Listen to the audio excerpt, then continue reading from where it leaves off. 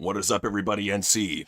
JC and We are back with some news, and as you may have seen from the thumbnail, where's AJ? My big question is, where has Punk been all this time? Ever since he lost the title, we saw him on One Raw, and it was him and Cody doing a scene. And then after that, what came out? The whole TMZ report about him getting into a second altercation with a fan. Now, I don't know. I think timing is everything. But you got to look at the fact that Dave Meltzer is reporting that CM Punk has been removed from advertising from the European tour and several other Raw dates in June. So we were told it's nothing more than a schedule change. I beg to differ. I don't think it's a schedule change. I think TKO is being very tight-lipped about a possible 30-day suspension for him being a fuck-up. Just my opinion. well, I mean, look at the timing. I mean, he's been off TV for almost a month now. Yeah. So, I mean, it's just very telling that he shows up there, and so here he was, showing up at the Gina Carano Ronda Rousey fight, and he was already getting a good look in. Check it out. 130 pounds even. Tonight, here is the Hexagon. Eyes right on the ring girl, just tractor beam, just sucked right in on that chick. Couldn't care less about the fighters in the ring. This Punk for you. This is what he does. This is what Punk does. It does every single one of our impressions have to be reality. Seriously, with this guy, Punk is definitely a curious case right there. I mean, he's definitely, for anyone telling me that, oh no, he's loyal to his bullshit. He's constantly on the road, away from AJ, away from his wife. Now maybe she's a crazy bitch and he wants to get away from her. Okay. But man, he is constantly away from his wife on the road. I'm sorry, it's weird, man. No, it's extremely weird. But he gave a little clarification. He got in a little interview with this chick who looked like a ripoff of Jay Cargill, and this is what he had to say. Hexagon side now with WWE Icon. I'm gonna call you, yes, Icon. CM Punk in the building, best in the world. We already know fans of WWE can find it streaming on Netflix every week.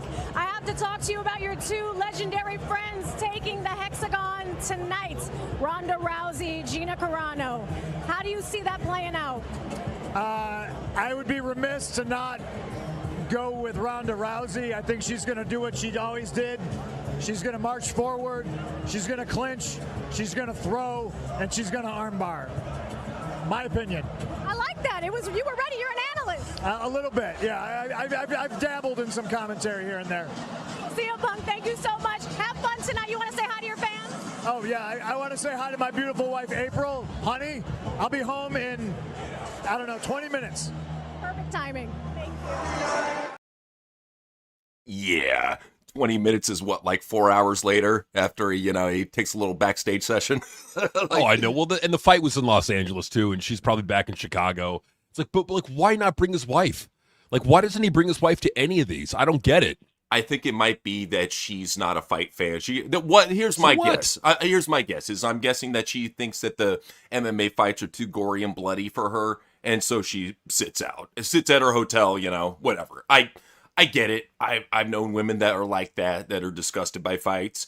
But, it's just strange seeing him go by himself. He has no friends. He has no buddies to go with, Notice it's always him either by himself or with another woman. I mean, shit, he was with his fucking road wife, Bailey, before this. Yep. It's always something. It's always something with this guy, and we just got to call it out. We just got to point it out and call it out because, Punk is a big name in the business, and what he does matter. What he says matters. And look, if he's doing some suspect shit out there, we got to call it out. Yeah, straight up. Well, and Ronda, she was getting ready for her big fight by showing off her amazing judo moves. Check it out.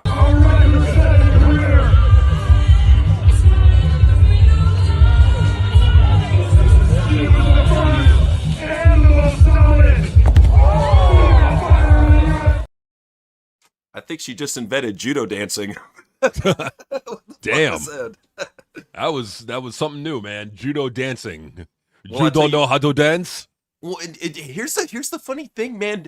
Ronda gets so disrespected for being an Olympic gold medal judo specialist. Like, this woman is at the top of the fucking chain, gets disrespected. First time UFC women's bantamweight champion. She's the woman who brought fighting to UFC. Let's not even forget about what she did for the women's revolution over in WWE. She gave a kickstart to all those fucking women, gave them a launch pad. I think Ronda deserves a lot more fucking respect. She does deserve a lot more respect, and it's unfortunate that there are a lot of fans out there. I'm not going to call names, but like ones with podcasts out there that shit all over her. And I'm like, why? Like, why are you shitting on Ronda? Like, the whole thing with Ronda is she's spectacle. She's this badass bitch from MMA that's going to come in and bring some legitimacy to pro wrestling. Like, that's the thing is, I don't see the problem with bringing in MMA fighters into pro wrestling. It adds legitimacy. Look at Brock Lesnar. You know, CM Punk was never an MMA fighter. He was a fucking poser who thought he could hang, and no, he couldn't. Well, and that's the thing, too, is Ronda's legitimately tough. She's good-looking. She obviously has that Hollywood appeal if she can get cast in the Expendables before she even makes her WWE debut. I'm just saying that this woman, if people could see the star power on her from the get-go. Same thing with Gina Carano. But if you haven't seen the fight, we here at TWRP, we're good people. We're going to show you the fight. Take a look. He's at 145 pounds. Oh, immediately, Rousey takes Carano down, but Carano looking for the guillotine. And Rousey pops her head out in full mount, ground and pound. Rousey looking for the arm, and already the arm, it's over. Mamma mia, it is just incredible. Mamma mia! Good to hear Morrow again. And that was, what, 16 seconds?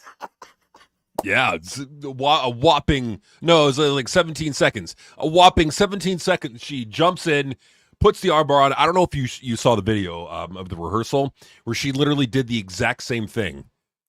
I'd see, here's the thing. I'm not going to say that something like that is a pre-planned rehearsal and that she already had planned it. Here's the thing. When you're that high level of judo and you're up against somebody who's a striker who's never been known for their grappling acumen, to me, it was a squash because I know who can fight. To these dumb fucks, they're like, oh, it's going to be a good fight, a good 15-minute scrap. Dude, she's an Olympic gold medal judo specialist. She's going to take her down the ground and try to snap her arm as soon as she can. That was her MO. Even Punk called it out.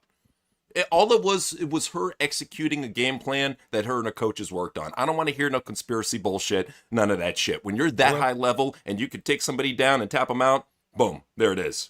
No, I mean, Ronda's legit. There's no doubt about it. I mean, she's definitely earned her cred.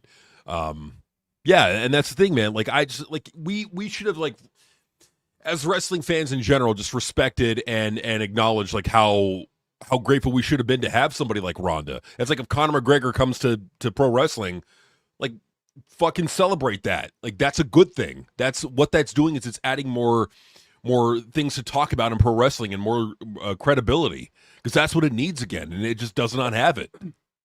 Well, one of the greatest analysts in all of pro wrestling history, Jim Cornette, had to weigh in on what he saw. And this is what he had to say. Hold up. Okay.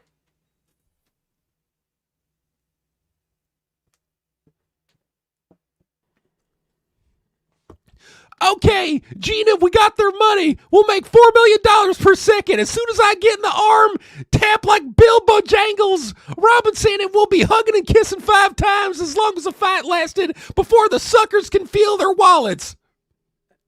Hey, you know what? I mean, this is the thing. Jim's calling it a work. I look at it like this. This guy should know better than anything that MMA is doing pro wrestling better than pro wrestling nowadays. Give it props. Even if it is a work, I don't think it is, but even if it is a work, look how much they got paid. Is there anybody in pro wrestling getting paid for a work like that? No. You want to see the paydays? Let's show the paydays. Let's see Check the this paydays. out. Ronda Rousey with $2.2 million. Gina Carano with just a little bit over $1 million. Francis Ngannou, $1.5 million. Nate Diaz, $500,000. Mike Perry, $400,000.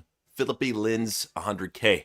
So every fighter on the card earned a minimum of $40K. So there is no other fight promotion right now that pays their fighters as much as they do. There's a reason why Dana White was being a fucking dickhead. I don't know if you saw when Francis Ngannou came out to fight, he made the big fucking pop out there and he said, yeah, Conor's returning to UFC. Yeah, he's going to be fighting Max Holloway. So, he tried to fuck up his big fight. And Francis is like, dude, I don't care. He's because they said, how do you feel about this happening while you're doing your walkout? It's like, I'm not paying attention to Dana White. I'm focusing on my opponent, So, cool thing, yeah. real quick. Cool thing. They had John Jones there, and he called out Francis. Francis called him out. We might see a fight there. Who knows? Fuck it. Now, hopefully, there was that. Okay, I'm gonna say because I watched the whole event. Okay, it was great.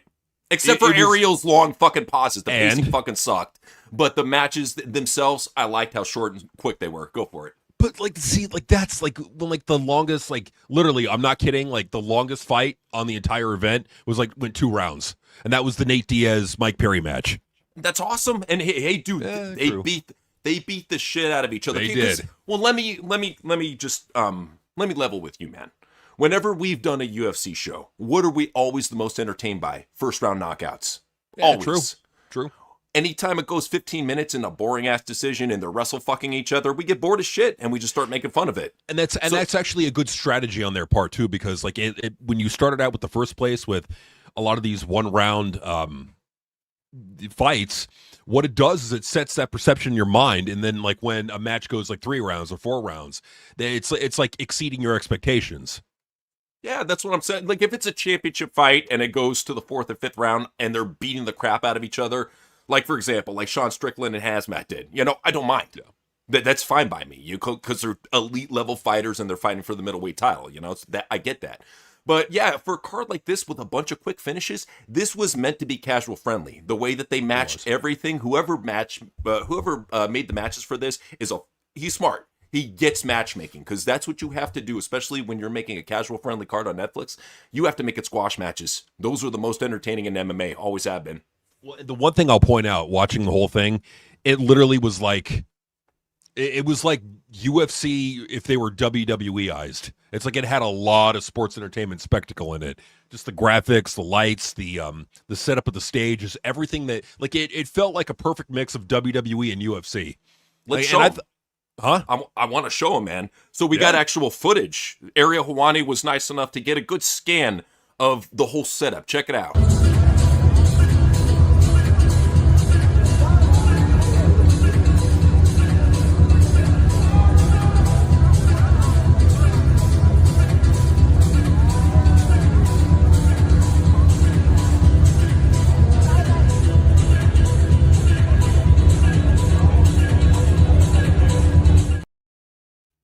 Whoa, empty seat, brother.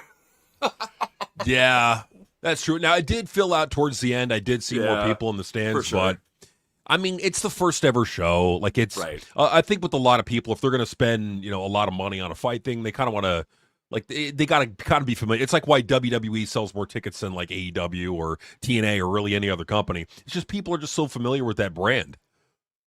For sure. Well, one thing I will say that the LED lights, at least on television, it helped to kind of fill out the missing seats and make the arena look fuller. That's something that I noticed that they did with Saudi. I think they took that from the Saudi show and they're like, dude, that's fucking smart. Let's start doing that. So, not good for them. I'm happy that they had a good first MMA show. I'm looking forward to more. I would just say work on your pacing. That's the biggest thing, because nobody wants to see these long ass fucking 30-minute Ariel Helwani fight interviews in between. Nobody cares about that shit. Get right to the fights. Show some undercard fights in the meantime. Shit, some pre-show fights.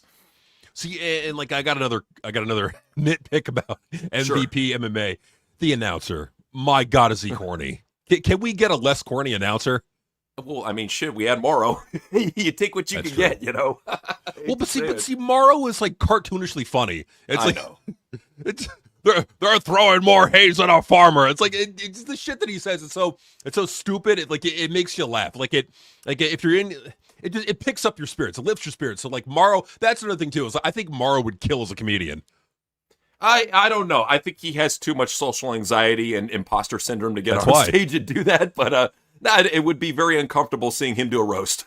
I will say I would love it though. I would love it. I mean, he'd probably go crazy and blow or do something. I don't know. But with Morrow, he's crazy. Morrow is funny. I'm sorry. Okay. Joker Morrow, when he's telling people is no good. No, I was just gonna say that's perfect, dude. Manic Morrow is the way to go, man. Yeah, for sure. So let's go ahead and talk about Jake Paul. He revealed why he's banned from WWE. So He exited, revealed that he's no longer allowed to be featured in WWE due to Dana White hating him for indirectly promoting his MMA brand, which is very successful. But Jake said, Dana White hates me so much because I'm indirectly promoting MMA. We have a card with Ronda Rousey, Francis Ngannou, and Nate Diaz. So that has caused him to call up his TKO pals and be like, fuck this guy. Which makes sense too. I mean, like TKO owns UFC, so it's like they're not gonna want to be involved with somebody who has a competitor brand, you know? It's like Coca-Cola, but it's like Coca-Cola, but it's like Coca-Cola going into business with Pepsi, you know? It's or McDonald's going into business with Burger King. I totally understand, but yeah. But hopefully MVP promotions, MMA, they take off, their fan following grows because it is an entertaining show. Yeah, I mean, I like the spectacle that they're trying to bring back to MMA. We need it, man. So that's good. But Logan is also trying to get Takeshi 69, however the fuck you say his name, trying to get him into WWE, which I don't want to see. No. I don't want to see this skinny dork with fucking a bunch of Crayola tattoos on his face take bumps. We already saw it with Travis Scott. It fucking sucked. It's going to be even worse with this guy. Please no. Please no. No, I mean, I doubt he's going to have what it takes to really be good at it. I mean, Logan Paul, he's not stupid. He's a very, very smart guy. Like him and his brother, like they may look like a bunch of chud dickheads, but in reality, they're really, really smart businessmen. They know what they're doing. Of course. No, they do. And that's what they're trying to do. It's part of the TKO deal. They're trying to get as many celebrities as they can involved in pro wrestling. I understand the whole concept of it. You know, I just not the biggest fan of 6ix9ine, and I don't want to really see him wrestle. So go on that. I am a fan of this guy, though. Baron Corbin. There's possible rumor of him coming back to WWE. If that happens, very cool. The big rumor, though, is that they're going to pair him with Danhausen, so I don't want to see Baronhausen. But whatever, you know. Any way to get your foot back in the door, I guess. Yeah, I mean, if it works, it works. You know, I mean, if this is how he needs to come back to WWE, then it just is what it is. So be it. Yeah, so be it. So we'll see if we see that. But this is another rumor about Danhausen. Apparently, he's been cast in the Batman Part 2. Eat your heart out, Cody Rhodes. Damn. No, that's a big role, dude. I gotta say, yeah. That's huge. I mean, what is he going to be? I mean, what is he going to be himself in that? Like Danhausen, like a little comedy thing, or what are they going to do with that? What do you think? I think they're probably going to use him as some sort of like just weird little henchman, you know? Kind of like, you know, how like what Jabba the Hutt had that little fucking gremlin on the side. It's pretty much what he's going to be. So like the Joker's little gremlin, basically. Yeah. I mean, like it. I mean, if he can make work, now he is a funny guy, and he does have like that X Factor camera presence. So maybe he could make it work. We'll see, man. So good for him. I'll also say I'm happy for Iyo Thighs. She got married to Evil, so this is why he got the job in WWE, if you're ever wondering. You know, but this is good. This is good because at least they get to spend time with each other. You know, it was hard for Kari. She got married to a dude over in Japan, constantly away from her husband, so this is good for her. Good.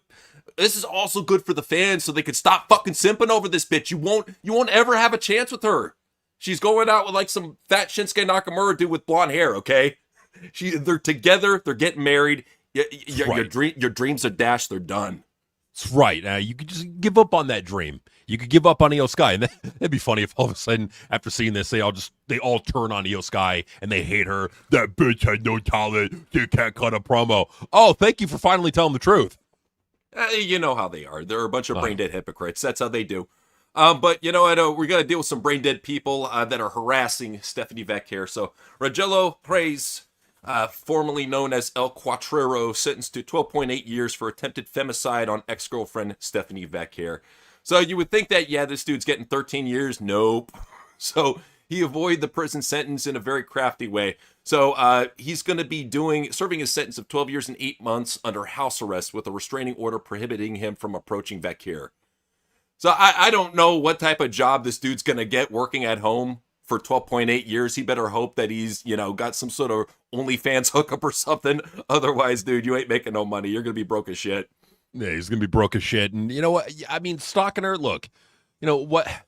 Well, granted, she's an attractive woman, but you don't got to go that far. Like you could be cool with it. I mean, but yeah, he's very, I mean, you look at the guy, he's a very sick person.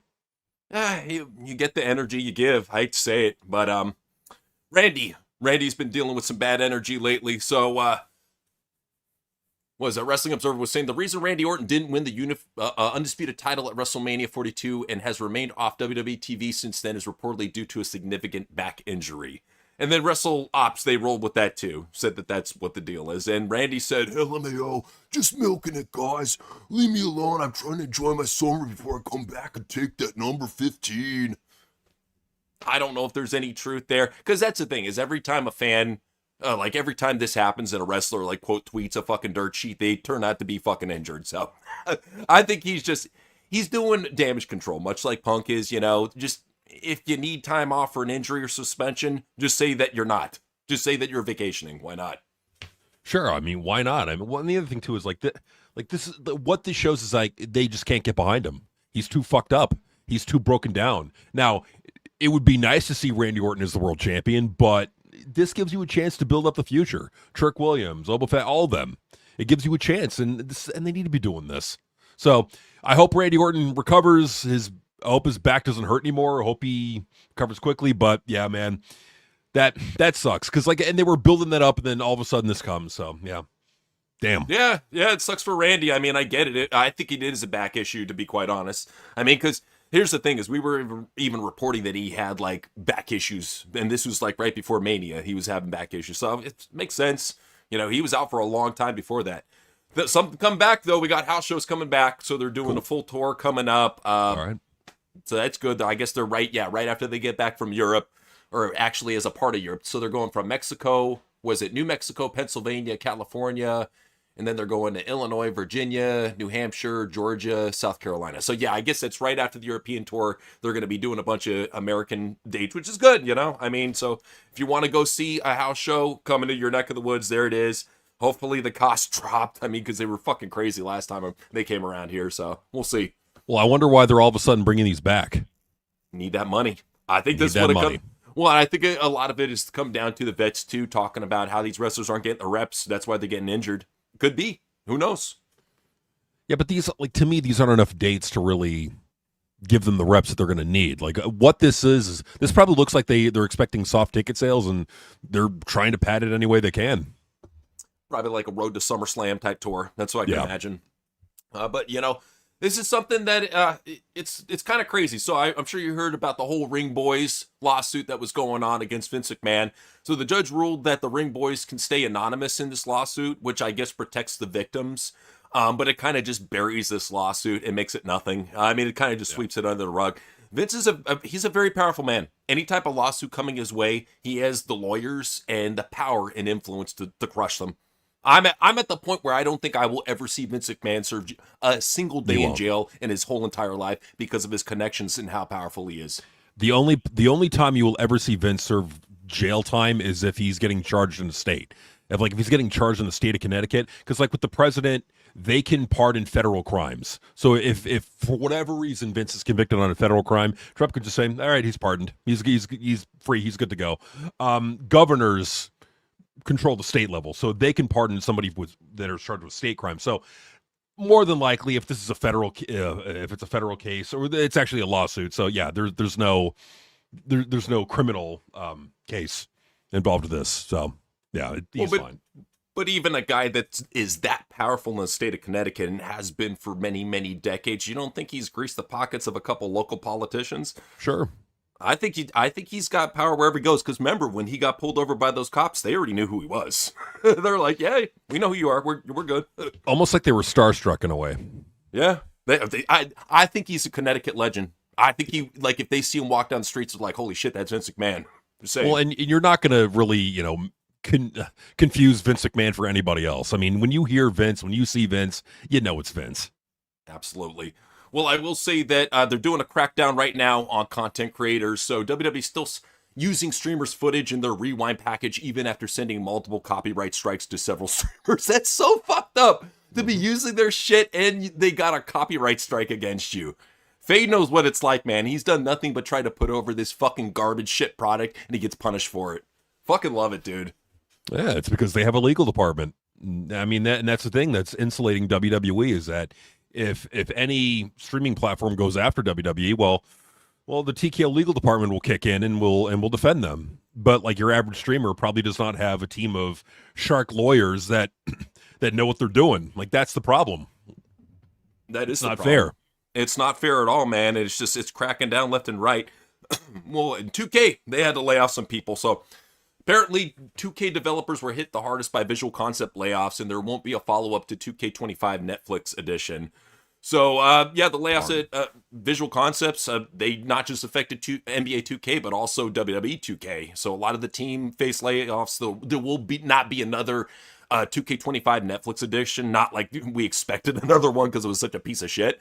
But it just shows you that this right here is a good sign of them greatly downscaling how much money and resources they're putting towards WWE 2K department, just towards 2K in general.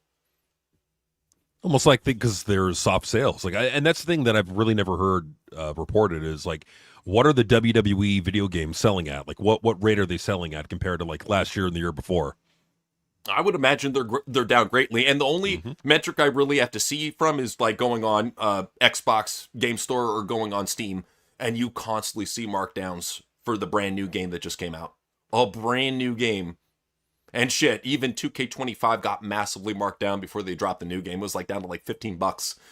So now, like even with this new one, I've already seen markdowns and it just got dropped. So it shows you that sales are getting weaker and weaker as the product dies. Popularity of wrestling is affecting every single merchandise option that they have. It's the way it is. This is the problem with it. Like this is like I get the stability. My theory about all the like why Triple H and Nick Khan got resigned. Like if you're going to sell the company, you want it to look stable, but that ties into all this happening right here. Is when you keep people like Triple H as head of your creative, you're going to get a boring product, a bland product, and it's going to bleed into everything else. It's going to affect everything else. It's going to affect the overall interest in the product, and you're not going to see it really recover until either Vince comes back or it gets sold off to another company. We'll see, man. I mean, there's so many different scenarios we could go through, but sure. I will see. Apparently, a rumor has happened where WWE higher-ups believe AEW will not secure a new TV deal under Paramount Skydance. So they're already spreading rumors, and WWE have been questioning if AEW will be able to get a viable deal elsewhere once their current contract expires. So that's the deal going on. I believe it. I think that a lot of people in TKO, they want to see AEW gone. You shouldn't want to see AEW gone because competition is good for you. It's supposed to make you a better creator, but it doesn't. It makes WWE more complacent as the years go by. Well, why would they think that AEW is not going to get renewed by like they never really explained it because like from my perspective, like AEW, it's cheap live content. You get 2 live shows every week. The viewership, like relative to other shows, it's not bad. I just don't see why you would get rid of it. I just can't understand why you would. Now you could demand higher ratings where you could say, "Hey Tony, we're going to resign you, but here's the rating floor that we're setting." They could do that. So yeah. I mean, it's interesting. You got to wonder though if WB is at the point of where Fox was before they let SmackDown go. You got to wonder if they're at that point. You got to wonder if that extra 2 hours or 4 hours of content is really worth it. If Fox would do it, would WB do it? Especially when they have so many shows they could rerun and get more money. I'm just saying, it's an interesting theory though. Because it's not like the USA Network where it's like SmackDown is like by far and away the most viewed show on that network. It's not the same. Like TBS has a lot of other things that will draw similar viewership numbers. But it's live content. I mean, even if they do get let go, Tony Khan's a billionaire. They're going to have a platform. Yes. AEW will still be around. Will be around so long as Tony Khan is interested in owning it, or if he just sells it, and whoever he sells it to wants to run it. Also, who knows? Do I think it's going out of business soon? No, I think that, in fact, with the expansion of the My AEW app, I think they're preparing for something down the road. I think what they're trying to do, honestly, is make their own version of the WWE network. We'll talk more about AEW and their expansion plans later. I just want to talk about some bad booking. And one of the worst booking decisions I've seen recently is this right here. So John Cena explains why he created the John Cena Classic Tournament. You got to love this awesome explanation here. So this is what he has to say. So while speaking to Adam's Apple, I guess some training podcast or something, Cena said the project is something he has been thinking about for a long time. He also confirmed that the concept is his own creation and admitted that WWE is still working through the details. Oh my God, I'm super excited. It's awesome. It's something I've been thinking about for a long time. And again, we're still working things out. And I like that. I like that it's a work in progress, but this is absolutely from me. I can't tell you how excited I am about it. I can't wait till we announce the date and location. I think that's obviously step one, and we'll go from there. He then explained the core philosophy behind the concept. Cena says he enjoys stepping back and watching what performers can do when given a real opportunity under the brightest lights. I like turning the radar off, and I like seeing what people can do. I like seeing potential when the bright lights are on, and maybe that's the nucleus of the John Cena Classic. It's how I got my start. So in other words, completely random matches, and he's basically asking the fans to turn their fucking brains off for this piece of shit tournament. Yeah, I mean, like, explain what the rules are first. Like, what does it mean? Like, what are the stipulations? Because, like, is it a tournament or are the fans deciding on who wins? Then if the fans decide on who wins, then what's the point of the tournament? Like, you see what I mean there? Like, they're contradictory. It's like a tournament is supposed to be like you earn your way to the top of the bracket. Whereas if the fans are just choosing who wins, what's the point of it all? The only thing I can get out of this is that it might be some sort of fucked up round robin tournament, kind of like the Continental Classic, if you remember that from AEW, where even if you lose a match or two, it all amounts to the points at the very end, and whoever has the highest points wins. I think it's going to be some stupid shit like that. Probably, you know what? I think you're right, man. I think it probably will be because they like before they really should have hammered out the details. Like, if you're going to have this be like a fans vote on who advances, then what's the point of a tournament? Like that, like if they want to do kind of like they did something similar with didn't they do this with like Cruiserweight Classic and the Mae Young bullshit? I don't remember exactly, but I do remember that they had something back in the day. Do you remember Cyber Monday, where they could have the fans vote on a certain type of match that the wrestlers would compete in? The best way to structure this is just have a poll open on WWE.com and on their social media, on X or whatever. Have a poll open and say every week, which of these NXT wrestlers or which of these WWE wrestlers would you like to see in this John Cena tournament? And then what happens is over the weeks, like 4 weeks or whatever, they get a certain amount of vote tallies. And then whoever are the top 8 or the top 16, you get put in the John Cena tournament. That way it can really be open source, so to speak, and really get these fans voting. It could, man. I mean, I get the concept of getting the fans involved in it, making them feel like they have a voice. Cyber Sunday, my bad. Cyber Sunday. So, yeah. No worries. So, like, I feel like I understand where they're going with this. But before you make a grand announcement, hammer out the fucking details, man. Like, at least put some thought in it. Like, it just goes to show how lazy they are backstage, where they could just run this concept out, announce it on stage without any of the details hammered out. And that's okay. That's not okay. I'm sorry. Like, this is WWE with it's less excusable that it's WWE. It's even less excusable with the amount of money they're charging for ticket prices. The fact that they're nickel and diming and butt fucking people with the prices that they're charging, and you give them this, you just completely mail it in and provide no effort. I'm sorry. Like, the creative team should be fired. Whoever helped John Cena hammer out this detail, whatever producer he worked with, should be fired, and their head should roll from it. I'm sorry. This is unacceptable. Well, and just to see John Cena being the PR machine and trying to stick up for this terrible fucking idea was the worst thing ever. Like, he couldn't even answer the question. He confirmed the concept, his own creation, and admitted that WWE is still working through the details. So he doesn't even know what it's about. So here he is, he's supposed to be explaining why he created the tournament, and he doesn't even have an explanation. It's just like, oh, it's like my debut. I'm telling you, man, the fans are going to turn on John Cena. The more he does this shit, they will boo him. It's going to get to a point where they're going to boo him if they keep doing this. Yeah, I mean, John Cena needs to say no. Say no to this. Say, you know what? I'm not doing that. I'm not going to be your corporate bitch. I was a corporate bitch for over 20 years. I'm not doing it anymore. I think he gets paid very well for it. That's what I think TKO is paying him very well to just be this ambassador. So, another bad booking coming up for you is the Superstar Scramble. So once again, another fucking retarded match. Not a concept, not anything really new, just a rip-off of a fucking shitty AEW match, but it's got the WWE stamp on it. So we got the WWE Superstar Scramble, so it's going to be a scramble match, but it's got WWE Superstars in it. Whoa, wow, brand new. It's going to be the Superstar Scramble. Like, this is... Can they fucking come up with a storyline? Fuck these Superstar Scrambles, John Cena Tournament bullshit. Come up with fucking storylines. It's a lot easier, and it's much more effective than these gimmick bullshit tournaments. They can't. That's literally all they do is just copy a bunch of shit they see on the fucking indies and slap a WWE label on it. But if they do come up with stable names, they got great names like Max Abrams, Jakari, CJ Valor, and Santi in the Mog Squad. Yeesh. So that stupid trademark we were showing you for the Mog Squad, it's going to these fucking jobbers that have no real thing in common at all. You have like one guy, he looks like a ripoff Johnny Cage. You got another guy that looks like Raja Jackson. You got another guy that looks like Jeff Cobb if he fucking lost 200 pounds. And then another guy that looks like fucking Angel Garza. It's like, what do they have in common? They're the Mog Squad, and they're tag wrestlers that nobody cares about. I'm looking at all four of these guys.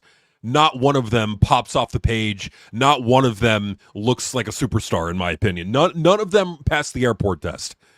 You just got short. A bunch of they're all short. You just got a bunch of short random guys in there. That's what I'm saying. At least have one big dude in your stable, like the fucking bodyguard of the muscle dude. Like here you have like 4 guys under 5'8". How's this intimidating? How much? Like it's just another fucking Undisputed Era. We already had the midget era before. We don't need it again. We're good. Yeah, just call them the Lollipop Guild. There you go. Love it. But you know what though? Some more bad booking. Apparently Jacob's been licking a lot of titles lately. I think you should really just take into consideration where those titles have been. Just saying.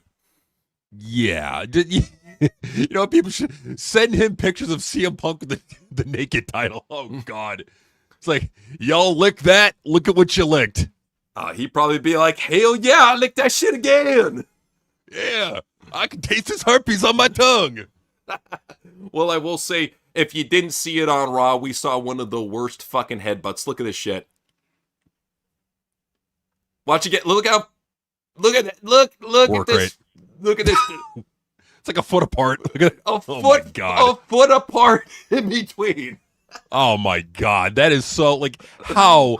Look, just lay it in, like your family. Lay it in. What's he gonna do? Is he gonna like kick your ass after the show? Come on, lay it in, make it look good. And that's another thing too. Is that so many wrestlers nowadays they just don't respect the business. They don't care. Pussies. Yeah. They're pussies. They don't want to. They don't have respect, and they're a bunch of pussies. They don't want to put the effort in. Like Bret Hart puts the effort in. That's a guy who, and I just love how he keeps it real. But like looking at that right there, that's an embarrassment.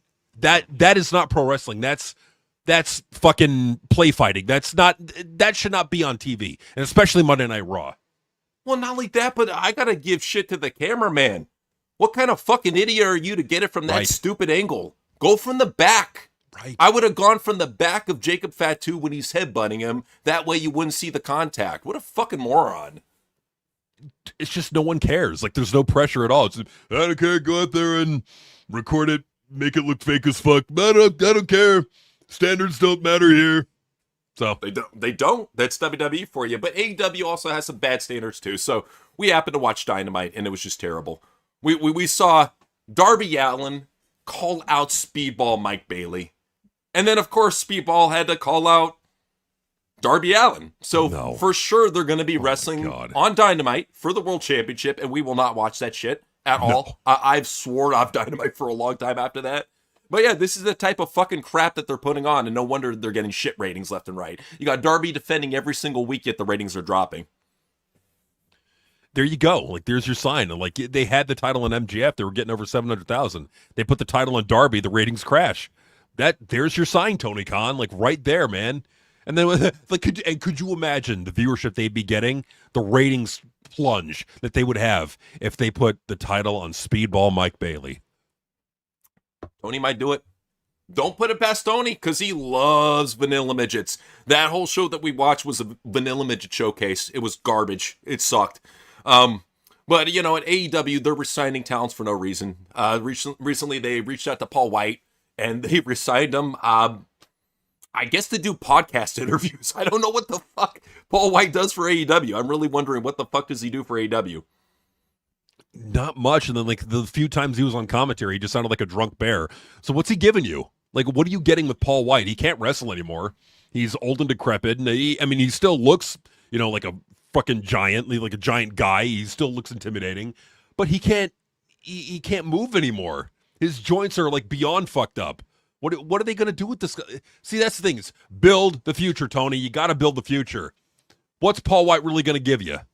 I think it's a sympathy job, honestly, at the end of the day. I think he's just... job. Yeah, I hate to point. say it. I mean, Paul, he deserves to have a job. He's a talent, I will say that much, but here's some rumors going on. One person, WWE, noted that the word was spread in the company among some, if not many, that AEW won't be on Paramount Skydance. So, yeah, the person said that the highest levels that they're talking, AEW won't get another deal, but those kind of stories spread previously at the last negotiations. Not that they wouldn't get a deal, but that their deal would be at the same level or perhaps a lower level than the prior deal. Instead, they had a 2.3 increase. So this is what Dave's saying. I don't buy it. And Tony is flat out saying, I saw the report the other day and I'm just going to turn the cheek. I'm turn the other cheek. I'm not going to get mad about it. I'm going to show respect towards WWE. So what do you think about his whole approach of turning the other cheek when WWE is spreading rumors about him? Now, he should fight back. Let's talk about, Tessa Blanchard, who we mentioned a lot, but this is something that she even, the whole reason why she started her own YouTube channel is because of that, is because she wanted to set the record straight and not let these dirt sheet marks create the narrative. So Tony Khan should be doing more podcasts, and Tony Khan should set the record straight on where things stand. And look, the whole thing, it turns out that on the last upfronts, the last upfronts that Warner Brothers had, AEW was featured. There you go.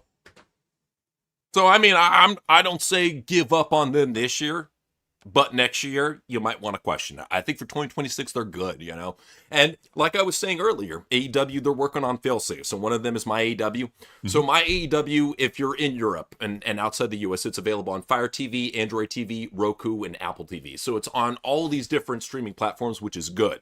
Mm-hmm. I think that once their deal with WBD, if it ever does end, they'll immediately have their own form of WWE network. They're basically their form of it. I think this is what AEW is to them. Which is not a bad idea. It's like if you could start up your own version of the WWE network. So what myaew.com is, it's like if you got a web browser, you could open it up and go there too. What it is, it's a fast channel that they created. It's like what you see on Pluto, all those live channels. Those are fast channels. They're what's called fast channels. And so that's what Tony Khan went ahead and did. I think it's a good idea. I think it's another way to get your content out there. Yeah, and it could very well be a failsafe. And over in Europe, apparently you can buy the pay-per-views over there, and you can watch them on the myaew.com. So it pretty much is, in some ways, like the WWE Network. They just need to add the huge content library over there, and boom, build this up. Yeah, absolutely. Build it up. Let's see something out of it, man. Let's go ahead, though, and talk about the Triller lawsuit. Not sure if you heard about this, but AEW filed a lawsuit against former pay-per-view partner Triller TV. So here's what's going on with that. So according to PostWrestling.com, AEW has filed a lawsuit against Triller TV and its parent company, Triller Group Incorporated, claiming the platform owes AEW just under $5 million in unpaid revenue from pay-per-view sales and earnings tied to the now discontinued AEW Plus subscription service. The lawsuit was filed on April 29th, 2026 in Duval County Court in Florida. The complaint alleges that Triller TV's parent company diverted AEW-related revenue to fund other business ventures, including a social media platform that was ultimately unsuccessful, rather than paying the amounts AEW says it was owed. AEW's attorneys noted the following in the lawsuit.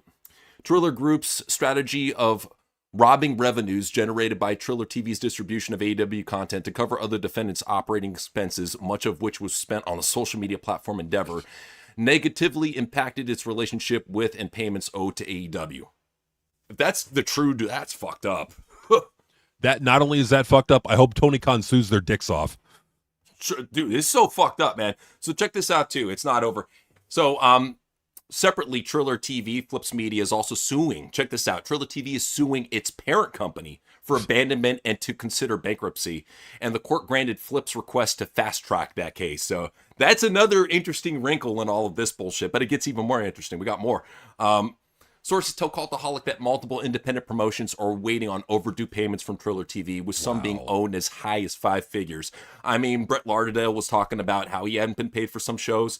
And then here you got Westside Extreme Wrestling saying, we would very much like to stream on Triller. Unfortunately, they haven't paid us for anything since we streamed there since October and haven't responded to any emails since they laid off our person in charge. We are unable to stream on a service that doesn't pay its contributors. Fucked up, bro. That is fucked up. But another thing they can do is on YouTube, you could literally put it behind a paywall, like $20 or $30 or however much you want to charge, and just do that. YouTube is not that fucking, shitty. where they're going to hold on to the revenues like that. I mean, that's pretty fucked up. They're holding on to $5 million worth of revenue that's owed to AEW and all. And what's even worse is all these other indie companies like Brett Lauderdale, like that's fucked up that they're doing that. So you know what? It's doing is it's letting people know that there's some shady shit going on. That it's not like running an indie company is not all that easy. You do get like even the companies themselves can get fucked over. Well, this is going to be a shot in the ass to a lot of indie companies if Triller goes under, because then you have the biggest platform right now for independent wrestling going under. So it's pretty much to the point where they can either stream on YouTube or try to go through like independentwrestling.tv or High Spots, which nobody fucking watches, right, and try to get money off of it. I think right now this is very big. This shows you right now this is going to be a death shot towards a lot of indie wrestling getting the money that they want. It's going to be a big financial setback because YouTube, they can't really afford what Triller was affording at that time. The fact that Triller was so behind, it's going to be fucked for a lot of people, man. But so apparently refusal by parent company to communicate allegedly prevented Triller TV from paying AEW and engaged in sale talks. Court filing claims buyout offer from Fubu was passed on. So Fubu could have helped them out on all of this, but nah, their parent company Flips was like, nah, we're good. Wow, that's pretty messed up, man. So this Flips company is pretty much the main culprit here. Yeah. Wow. Yeah. Because they're the parent company, and that's the thing too is that when you even got Triller trying to come after their parent company for abandonment, and they're filing bankruptcy, that tells you right there. I think the money ran out a long time ago for Triller, and they were just faking the funk as long as they could. But even then, like with Triller, it's like the way they misuse that money from AEW. It's like they weren't supposed to do that. They were supposed to cut that money over to AEW, not use it to social media. So I think like Triller fucked up. I think Flips fucked up. I think there's just everybody on that side just fucked up. I think the money was running dry, and they just used the money they could get from AEW to keep it afloat. But yeah, well, that's what happened to Fight TV. They had to go with Triller. For anybody wondering what the fuck happened to Fight TV, they ran out of money too, so they had to lump in with Triller. There's no money left in the fucking independent wrestling. I hate to say it. Unless these fuckers start getting their own TV deals, Triller going at it is going to fuck over a lot of indie companies. This is big. It really is big. And yeah, so I mean, yeah, I'm surprised that there's do you think there's going to be other platforms like Triller that we're going to see going under that are doing fucking shady shit, or what do you think? I mean, it's a possibility. I know there's a lot of streaming platforms that are, starting up right now. They're trying to get their own shit going, but none of them are going to reach, I think, the level of Triller or reach that type of payout. I would say to a lot of these people right now, a lot of these guys try to go in another direction. One thing I heard about was content.video, and what they're doing is they're hooking up a lot of people who are big streamers. If you're a big streaming platform and you got deplatformed, they're willing to help you out. So that I know content.video is one of them. Kick, of course, Rumble. But yeah, a lot of streaming platforms. YouTube is going to be the biggest one, at least for exposure. Can they make money off of it? I don't know. Right. That's the thing, So yeah, I mean, there's definitely other platforms out there that you can host your pay-per-views on. So yeah, it's just going to force these companies to get creative and look elsewhere. And yeah, just like going out of your way to sub to Triller to see if like it's such a pain in the ass. True. Yeah. So we got to talk about some legends here. So Hulk Hogan, his former accountant, was hit with federal fraud charges over alleged $890,000 in theft. Jesus. So, Melissa Guthrie had been charged with 6 counts of wire fraud tied to allegations that she embezzled more than $890,000 between 2017 and 2021 through her company, Accounting Resources and Management Services. So while Hogan's not officially named as the victim in the federal indictment itself, TMZ reported that sources confirmed Hogan employed Guthrie during the time period and that one of her responsibilities involved bookkeeping for the WWE Hall of Famer. The report immediately gave new context to growing speculation surrounding the unnamed public figure described throughout the federal filing. So, this is fucked up right here. They did an FBI investigation. The report comes only after Bubba the Love Sponge spent a lengthy segment on a show arguing that Hogan was the unnamed victim. So he said, basically, this woman stole, I think, maybe nearly thousands and thousands of dollars from Hogan. That was Hulk Hogan's bookkeeper. Victim 1 was a public figure who resided in the Middle District of Florida. Sounds a lot like him. Victim 1 owned, operated, and controlled several business entities within the Middle District of Florida. Yeah, Hulk Hogan. Yep. So if she stole almost $1 million from Hulk Hogan, I hope this bitch does some fucking jail. Just saying. Good. I mean, yeah, she does. I mean, if she's stealing from Hulk Hogan, how dare you? No, you go to jail. Yeah, I think that'd be the right thing to do, man. We got to talk about Tori. She was getting bombarded by these fucking nerds. So, Kunwar Abhishek Parmar was saying, remember when WWE had Tori Wilson, Stacy Keibler, Katana Baker, and Tanya Balinger competing in a fatal four-way pillow fight like it was completely normal TV? And she said, yes, I do. She unfortunately had to turn off her comments because the fucking psychos were bombarding her. Oh my God. Because she dared to fucking be proud of showing off her body. This is what I hate about the modern fan base, is that they claim to be all about the females, yet they harass the females way more than the perverts back in the day did. Yeah, it's like, yeah, I mean, because at least the perverts back in the day just would like at the show would do the catcalling, and then afterwards wouldn't really bother them like crazy. I mean, the fans now are like fucking crazy. Like these so-called white knight virtue signaling fans are the worst. And like what they and I just wish they'd be honest. Like, and like the worst part is like they just lie. And so they tell these companies, "Oh, hire the ugliest bitches you can. It doesn't matter what they look like. Bring in Michael Lockwood." You know, like that's the problem with all this, man. Like it's just catering to this fucking niche fan base has dragged wrestling down to where it is now. And you got to tell them, "Fuck you. You're not going to be listened to. You're a bunch of hypocrites, and fuck you." Yeah, they're pieces of shit, and they suck. But Crowbar, he had to talk some shit to the Marks. So the Marks were, already saying, Mason Rook, he's amazing. Look at this move that he did off the top rope. Crowbar said, dude, that's not smart for a guy that weighs over 300 pounds to be doing a moonsault. Because you got that torque, you got that movement, that speed, especially like that fat boy can move. You got that coming off the top rope, nobody's going to get in there to fucking actually catch him. And you saw what happened in the clip, dude. People were trying to scamper out of the way because they didn't want to get crushed by this elephant. I get it, man. So like Crowbar, he's dropping knowledge, and of course nerds had to fucking call him out under the comments. And he said, for those of you that don't think I know where I'm coming from, no, I do. And he showed a clip from WCW of him doing the moonsault off the top and the guy fucking getting out of the way. This is back when he was a cruiserweight too. So you could imagine what it's like trying to catch a dude doing a moonsault. That's why you see any time like Charlotte or Iyo do a moonsault to the outside, they never catch him the right way. They always try to get out of the way because they don't want to get smacked in the face with a boot on the way down.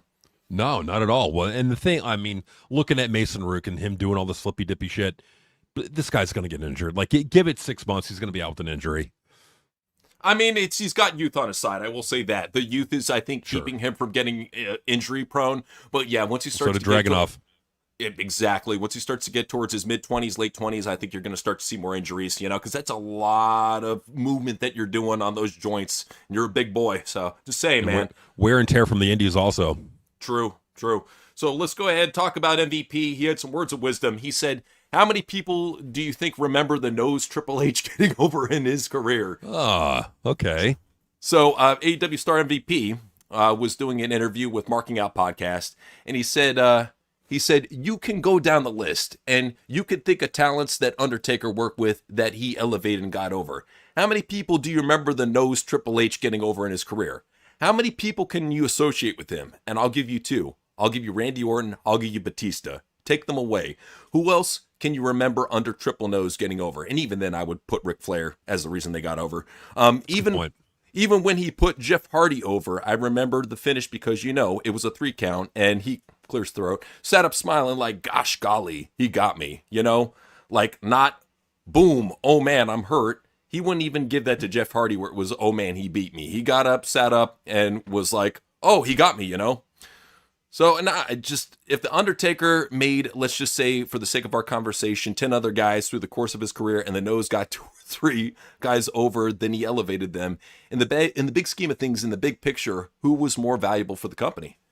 I would say without question, Undertaker was immeasurably valuable for the company.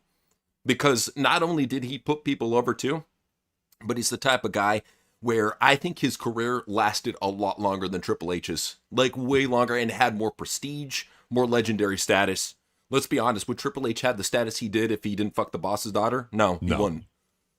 No, not at all. I mean, and like the Undertaker, everybody else, like I love how MVP is just being honest about here. Like, and this is what I want to see more from wrestlers. Just be honest. What's going to happen to you? What's the worst that's going to happen? Is Triple H not going to sign you to a fucking lowball deal? Is that the worst that's going to happen?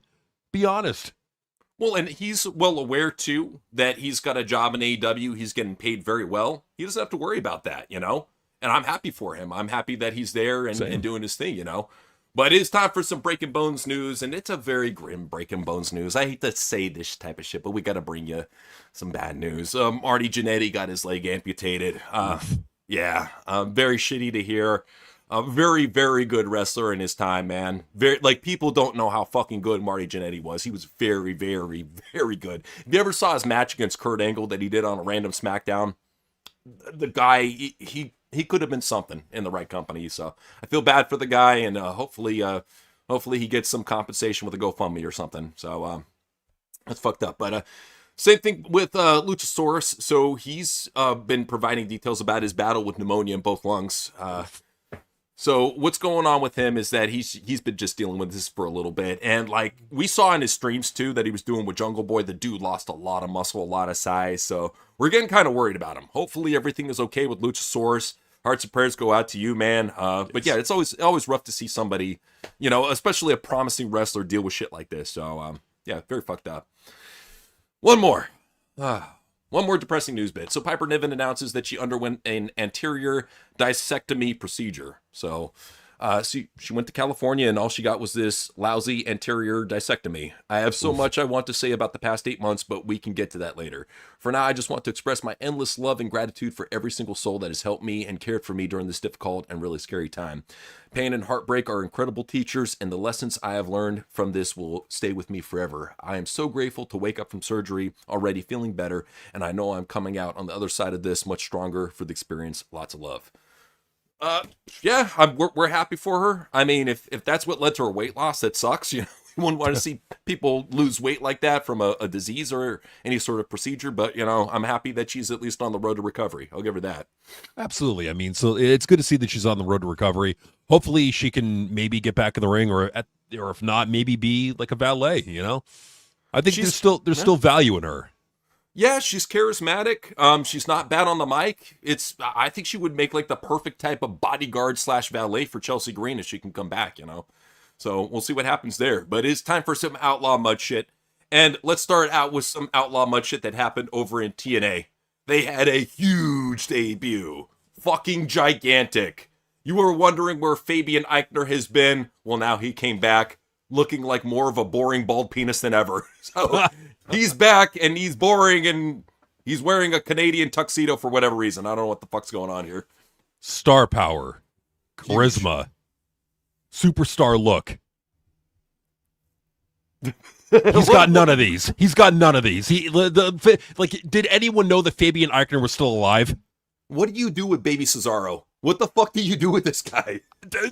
Nothing other than put him in work rate matches. Like, there's nothing you could do with them. Like, this is the problem with the idiots who are running Impact. And why, like, me personally, I'm just going to be real, I've given up on Impact. Fuck that indie-rific flip-flop dumpster fed. Fuck him in the ass. I hate TNA. I'm done with TNA. Just because there's no storylines and all they want to put on is matches. Okay, so if you want to do that, fuck you. I'll move on. I'll watch WWE where at least it's goofy and there's something to talk about.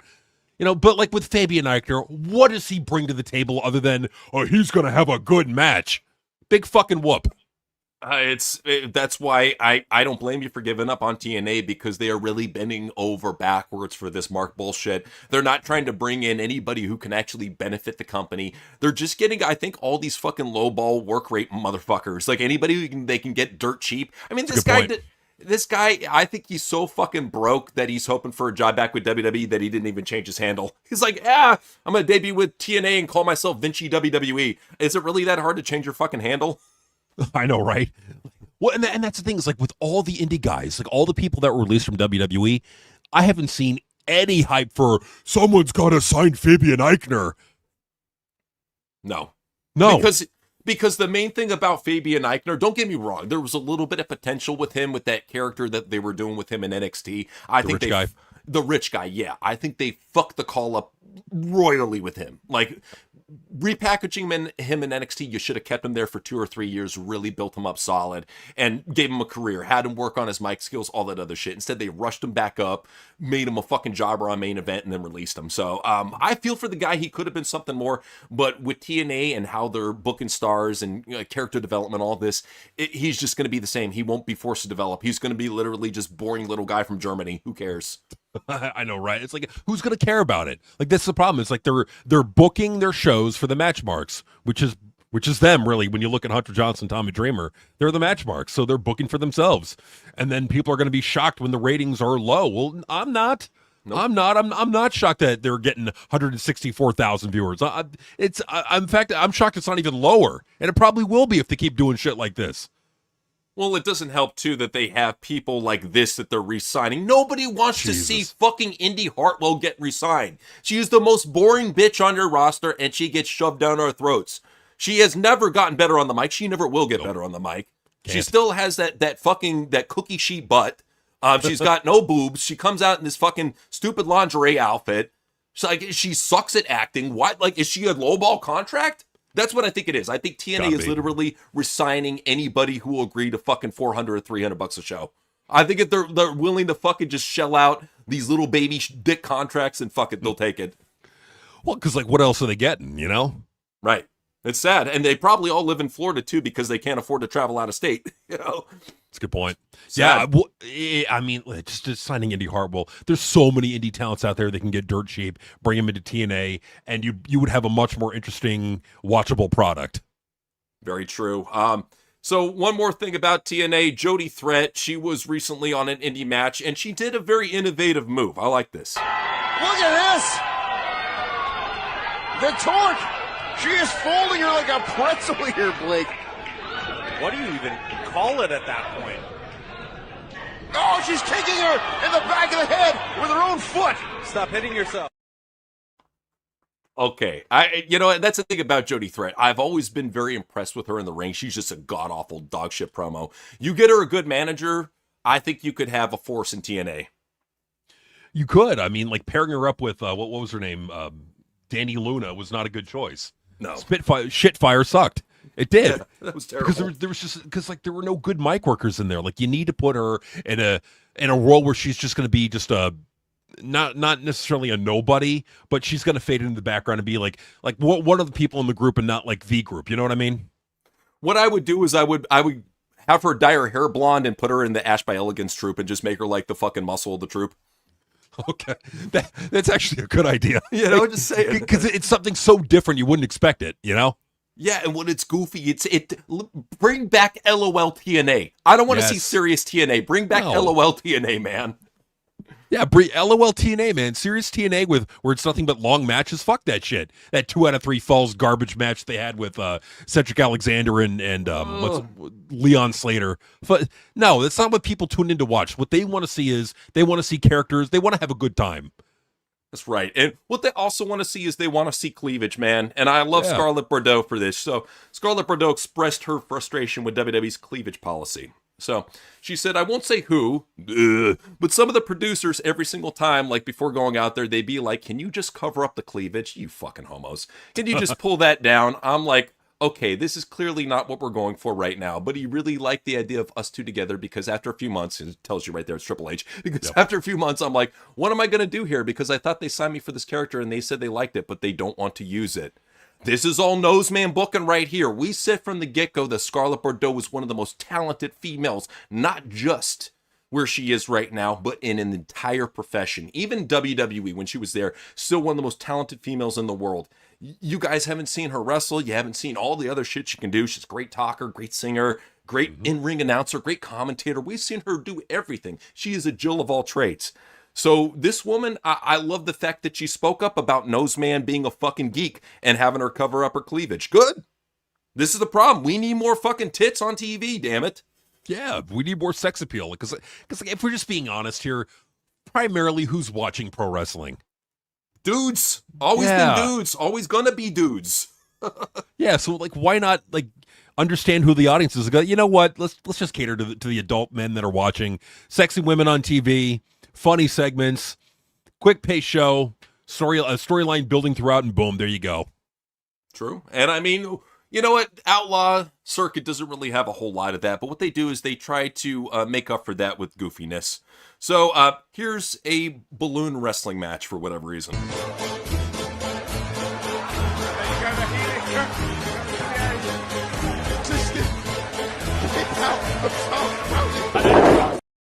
Fuck, they're running out of ideas left and right. Oh, God. But at least they're trying. Like, that's one thing I'll say about the Indies. At least, like, they have to try. They have to kind of care. They're not like WWE or TNA where they could just rest on their laurels and say, oh, go out there and have a match. Who cares? You know? At least they have to try. So that's, I guess, a good thing. But, yeah, they're running out of ideas. Oh, yeah. Well, it gets to the point, too, that the goofiness has just been amped up, especially over in Britain. This is what gets over in Britain, by the way. Check this out. I'm doing it. Explain, but this might encapsulate it perfectly. Potential. Beowulf 13 says there's business in the front party. That's it. He's dead. You really got to I mean, save some man like Therese, I don't know if he's impressed or perplexed. What the hell is going on? Listen! Oh my God, wow, okay. He might tire himself. You know what? The top beer.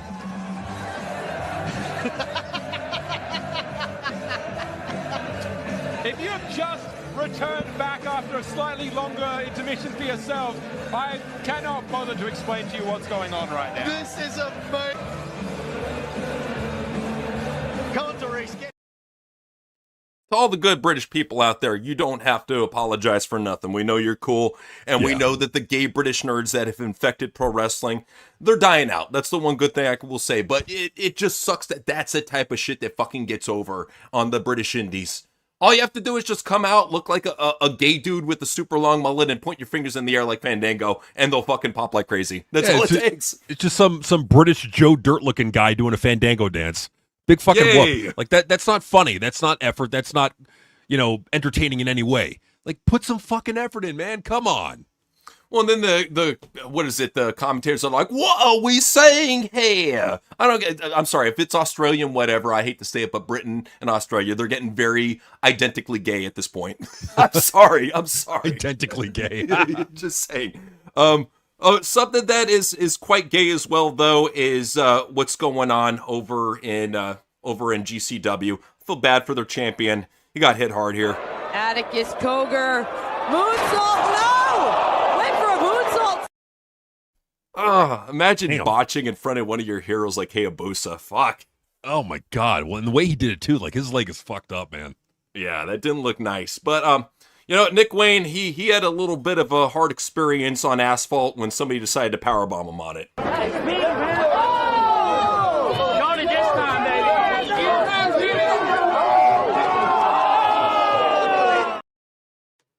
Ow.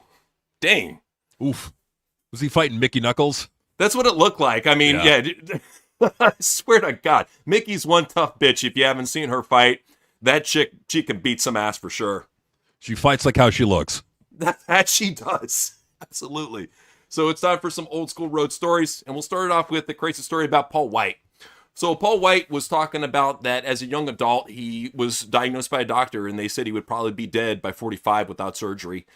So, he was talking about going through this bullshit. He's had a lot of joint pain throughout his whole life. And a doctor was like, hey, if you don't get the surgery, you're going to have a short lifespan. And here he is still here, man.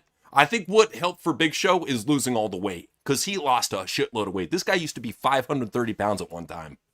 Now he's like a little bit over 300, which is still very thin for a guy that's over 7 feet, or close to 7 feet.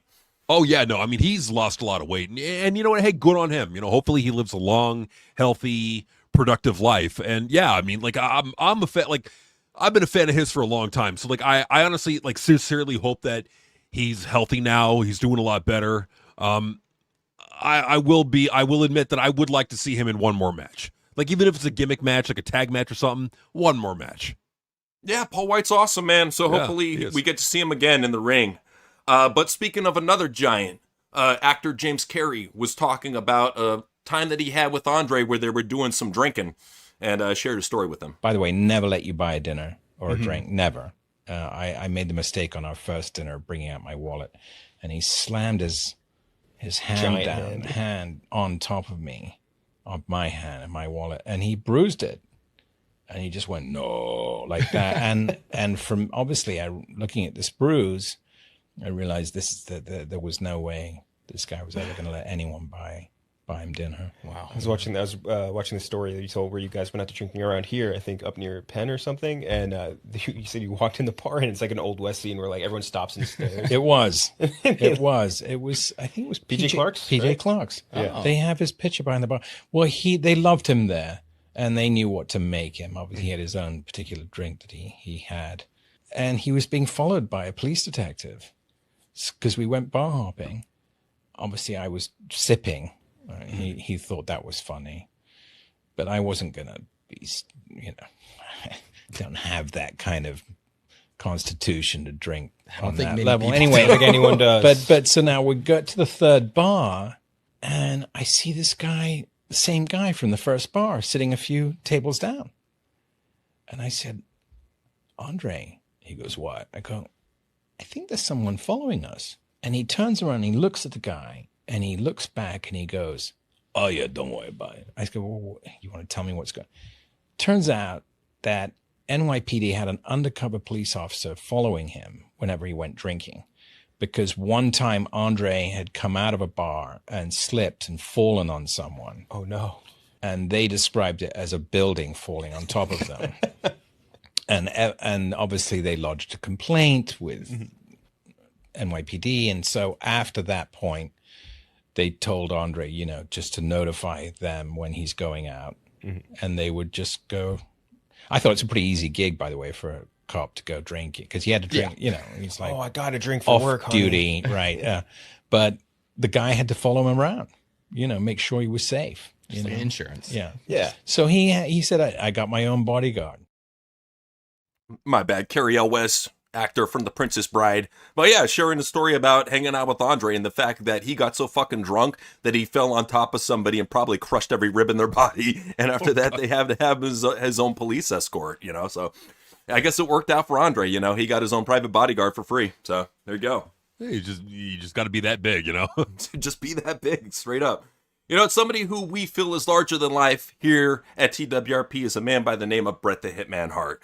So, on the Netflix documentary on Hulk Hogan, he was talking about just a bunch of different things, talking about like his experiences with Hulk Hogan, but he even shared about substance too and how that affected different substances, how they affected the WWE locker room. So first, here's his opinion on cocaine. Those days,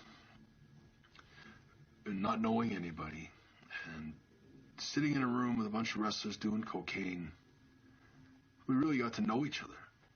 It was a bonding that took place, and contrary to a lot of drugs, with cocaine or being on it, you retain everything. I retained everything. The lessons I learned, listening to Adrian Adonis in a hotel room talking about what lessons he learned as a pro wrestler and how he started and the things that he had done and the places he'd gone, and Roddy Piper and guys that I spent time with. But I cherish those memories now, and I don't see it as a waste of time. It's something about that substance, man. It causes you to remember like every little thing that happened while you're feeling it. It's insane. So for Bret to, I guess, talk positively about it, I guess it's not the worst thing, but it can be the worst thing when people overindulge. One thing he was talking, yeah, just saying. One thing he was talking about that was actually bad for the WWE locker room that WWE did was get rid of weed. And when they really shut down on weed, he felt the need to talk about it and how it fucked up people's lives. Suddenly it became, I remember they came in and told the wrestlers that they wouldn't be no more smoking weed. And I remember thinking, that is a big mistake. Everything else is a good idea, but it's not a good idea to tell these wrestlers to quit smoking weed. Because all these wrestlers that smoke weed, they go to their room, they smoke marijuana, they go to bed. They don't bother anybody. It's like a therapy. It's good for them. It keeps them out of trouble. I remember sort of going like, I remember saying to somebody, I said, you watch in a few months from now, you're going to see that cuddling out, drug testing them for marijuana is going to force these wrestlers to start drinking heavy amounts of alcohol and start taking pills because they could take pills. I'm not kidding. Within a year or two of that, you see wrestlers dropping dead left and right, and it's been going on ever since. That's a great point from Brett right there, man. And I think that's recently why WWE laxed up on their, their weed policies, because you got to let these people deal with pain, especially if you're cutting down on painkillers. You got to give them something to kill off the pain, especially after taking those bumps and bruises, because being a wrestler, it's never going to get easier. You know, you may work less days. You're still going to have to take the same bumps, probably even more with this new fucking reckless style that they're all doing. So just saying. Oh no, for sure, man. And like that's him just giving his experience of it. Like there are people who've dealt with it, and people deal with weed differently. But it's from what his experience was, is that the wrestlers were just smoked weed and go to sleep, wouldn't get in problems, wouldn't start bullshit. So that's Brett, just giving his experience. And I agree, man. I think it can be very beneficial for people. It really can. Not just in terms of behavior, but also in terms of health, like pain management and just everything else. So, yeah. Well, we saw what happened with people like Eddie Guerrero, and Chris Benoit, and a lot of those wrestlers back then, man. They were really fucking themselves up on pills and alcohol, because that's all they were allowed to have, So, shit. You've seen what the type of damage it can do. That's all I'm saying. Weed doesn't do damage like that. You never heard of somebody dying from a weed overdose in pro wrestling. Just saying. No, you haven't. No. So, somebody who must have been smoking a lot of weed when they came up with this is Sydney was talking about possibly main eventing. So this is a crazy story here. Sydney, former pro wrestler, he used to be in Carmelo. He was like Carmelo's little gymnast guy. So he was talking about them involving him in the Bianca Belair, Sasha Banks WrestleMania main event, and that it was going to be the first ever intergender, interracial, I guess, black fucking three-way match of all time. And thank God it never happened, because that would have freaked people the fuck out and pissed off so many fucking check marks out there. So I guess it getting pulled was for the better, but still, a very interesting story if it did indeed was planned to happen. Vince was sold on it, apparently. Wasn't this the sommelier guy? He was like from Cirque du Soleil. They brought him in, paired him with Carmella. That's this guy, right? Yeah, no, don't get me wrong. Sydney does some crazy shit in the ring. Like, he's a very acrobatic, very athletic guy. I think he's with GCW now. But he's a great talent. He was Scripps for a little bit in NXT before they cut him. Yeah, they were setting him up for the main event, apparently to him. That's what he said. I don't know if I believe that rumor, but this is what he's saying. I mean, that's what he said. I don't believe him, but that's what he said, Here it is. So here's something that I couldn't believe, but it happened. It was on a TV show. This is Undertaker versus Crush in a literal death match. Crush, go attack!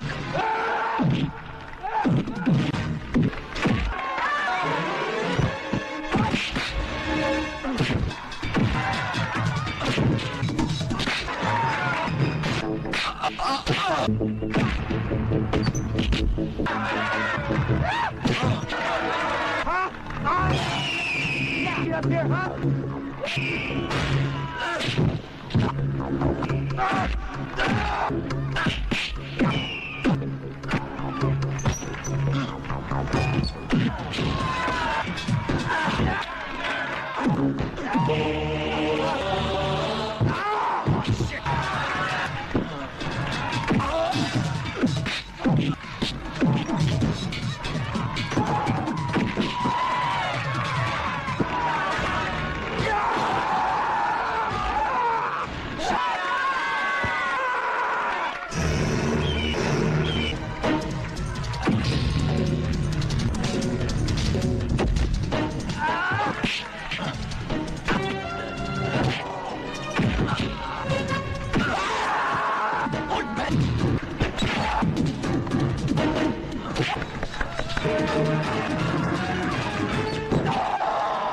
Kill him.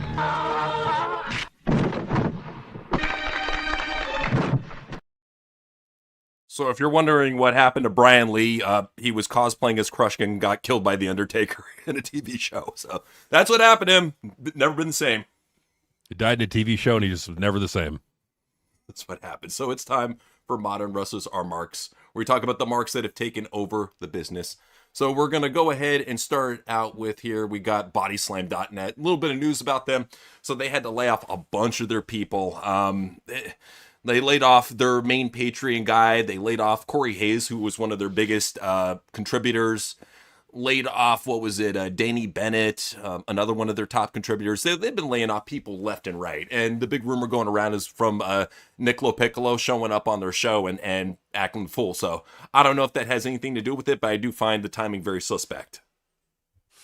I mean, it is pretty interesting that as soon as he shows up, like right afterwards, but yeah, just saying. Who knows? Cultaholic is dealing with something similar right now. They had to get rid of a lot of their editing department. A lot of this has to do with what's going down with the crackdowns on YouTube. And it just sucks, man. So yeah, they had to cut a lot of their editing department, and he wanted to make it clear that they're not going to be using AI to edit their videos because they saw what happens with all the inauthentic content. And they're like, yeah, we don't want none of that. So I don't blame them. But yeah, that's what's going on with Cultaholic. It's affecting everybody right now. It's very terrible. Bailey was talking about her next dream opponent when she was doing a little, I don't know, getting ready for some event, and she basically said open Q&A. So Colin was like non-WWE dream opponent, and she said Statlander. So I think it's pretty much confirmed. I don't think she's going to resign with WWE. I think she's going to take her chance over in AEW and work with her buddy. I just think that's what's going to go down. Well, and she's probably looking at it like what else is she going to do in WWE? Might as well just go over to AEW, get a fat, Mercedes Moné-like paycheck, and wrestle your dream opponents, and maybe they're best friends behind the stage. Because that's the thing, is they AEW, WWE wrestlers, they hang out together. So it's maybe she's already her friend, and she's going to AEW. There's, in my mind, there's no doubt about it. We've already showed pictures on the news of them hanging out. Yep. And I think in March or February, we were basically alluding to, yeah, this is Statlander and Bailey are hanging out. They're homies. It's going to happen. Just saying. Nope. But that was going down. But also, Bailey's good friend, the Amanda Horley herself had to do a little dance for the crowd. CEO.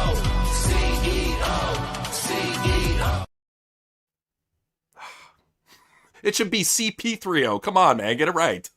It should be C3PO. Now, I don't know if you have a picture of, another picture of her at that event. There's a reason why I think she's out. Oh, you think she got enhancements? No. Okay, well. She's pregnant. I think she's pregnant. Oh, really? Okay, could be. I mean, I wouldn't doubt it, but we'll see what happens there. But Gail, she saw that Sean Ross Sapp had this report. He said, we're going around backstages that WWE has been in contact with Gail Kim ahead of Monday Night Raw, with at least one internal source expecting her at the venue. Production staff were reportedly informed late this week to keep details around a possible women's segment confidential. And Gail said, I'm not sure where that came from, first time seeing this. And it showed, too, because she was nowhere on that fucking Raw and hasn't been. So, yeah, another fake rumor from Sean Ross Sapp. Oops. Damn. Just saying. Damn, Sean. I guess even the greats get it wrong too, huh? Oh shit. Well, yeah, Andrew Yang, he's been getting it wrong a lot lately, and he said, Nash is right. WWE wrestlers participate in highly rated scripted programming every week. They should be SAG AFTRA members already. Oh God, no, they shouldn't be. They're fake fighters. It's not the same, Andrew. It's really not. They're not, a union is never going to happen because the big wigs, the people, I'm talking the wrestlers that get paid a lot of money, they probably don't want that. Oh, especially since there's such a wage disparity going on. And Matt Hardy, he was the one that fielded it. So it started with Matt. He said wrestling union is something that could be feasible for companies like AEW and WWE. Notice he didn't include the company that he's in. Exactly. So, and I think that it's not feasible because you've got to look at it. The fact that they were talking about unionization back in the day when it was incredibly fucking popular, look at the popularity from the golden era to now. There's no money in it. There's no money in unionization. There's not enough financial backing for it. I don't think it will ever happen. You're absolutely right on that. But Nash, being the genius that he is, he had to talk about the whole situation. So here's what he had to say.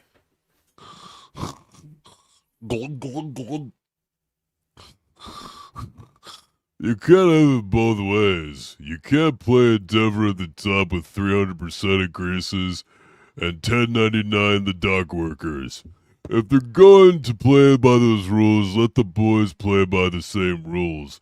Go through the Screen Actors Guild. they'll be more than happy to take their cut of your money. That's why they're not going to do it. It won't be 50%, but it'll change the ball game. Take one of the programs written down, and you'll tell me that that program isn't more heavily written or more produced like Curb Your Enthusiasm was, and all those actors at SAG got paid? It's not the same thing. Like the way the payment structure is in a lot of these big companies, like the top stars aren't going to want a union. Cody's not going to want a union. CM Punk, as hypocritical as he is, will not want a union in that company. No, and he doesn't understand that. Nash is a fucking retard at this point, and everything he says is fucking retarded. He doesn't say anything intelligent ever. He is at this point just drunk himself retarded. That's just how it is. His brain is just alcohol at this point. It's just like an empty skull filled with booze. Like that's all it is. It's a fucking pink-colored pea floating in a bowl full of vodka. That's all it is. And, you know, it's probably Cody's vodka. That good old Wheatley vodka. But Cody got himself a cease and desist from Nintendo and was talking about it.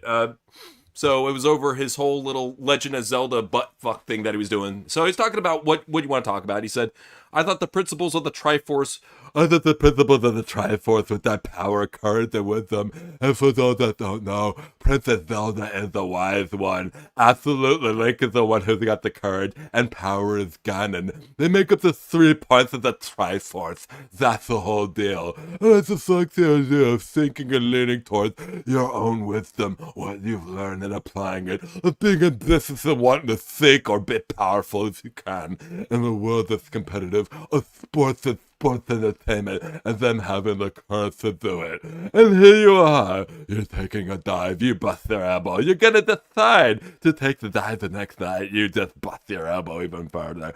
I thought it was just applicable. I also get a cease and desist from Nintendo. It was very kind. They weren't coming after anybody. I'm not the first guy to have the Triforce. But you tried to make money off of it, didn't you? Exactly. There you go. And he tried to make money off it. He's Cody, we see you. Yeah, it's right there, man. We see you, but he keeps on saying stupid shit. He's talking about Dominic, and he said, he just oozes charisma and so many other white liquid than me. We don't need to hear this. It's too much information, Cody. I'm sorry. He oozes charisma. Where? What are you talking about? I just see a boring little piece of shit every time I turn on the TV, but obviously he's seeing something we don't, maybe backstage. Who knows? Maybe what he sees is backstage, and what he's seeing oozing he calls charisma, you know? Who knows? Who knows? They got different words for things backstage, but Carmelo, he wants his shot. I've been seeing guys like Sammy, guys like Trick, making a mockery of the U.S. title. I've been listening to people, and they've been telling me, we want Melo. Guess what? You got Melo. Because that's what I'm always saying. I'm always saying, you know what, JC, we need more Melo U.S. title shots. That's exactly what's going to save SmackDown is more U.S. Melo title shots. It's for the future. It's for the best. That's what it needs. It needs more mellow promos. It needs more just boring, bland Carmelo Hayes promos. Like, there's a reason why he matters nothing on the main roster. There's a reason why no one on the main roster gives a shit about him. Because, like, yeah, he was over with the NXT black and old matchmark dorks, but he's not over with the masses. He's not over with what few casual fans are left on the main roster. Like, that's the thing, is that it really is in a lot of ways a different audience. It is. Well, and he needs to realize that he'll never applicate. He'll never become that type of guy. That's just how it is. Somebody who's trying to change for the best over in AEW is a man by the name of Lio Rush. And here's his new character.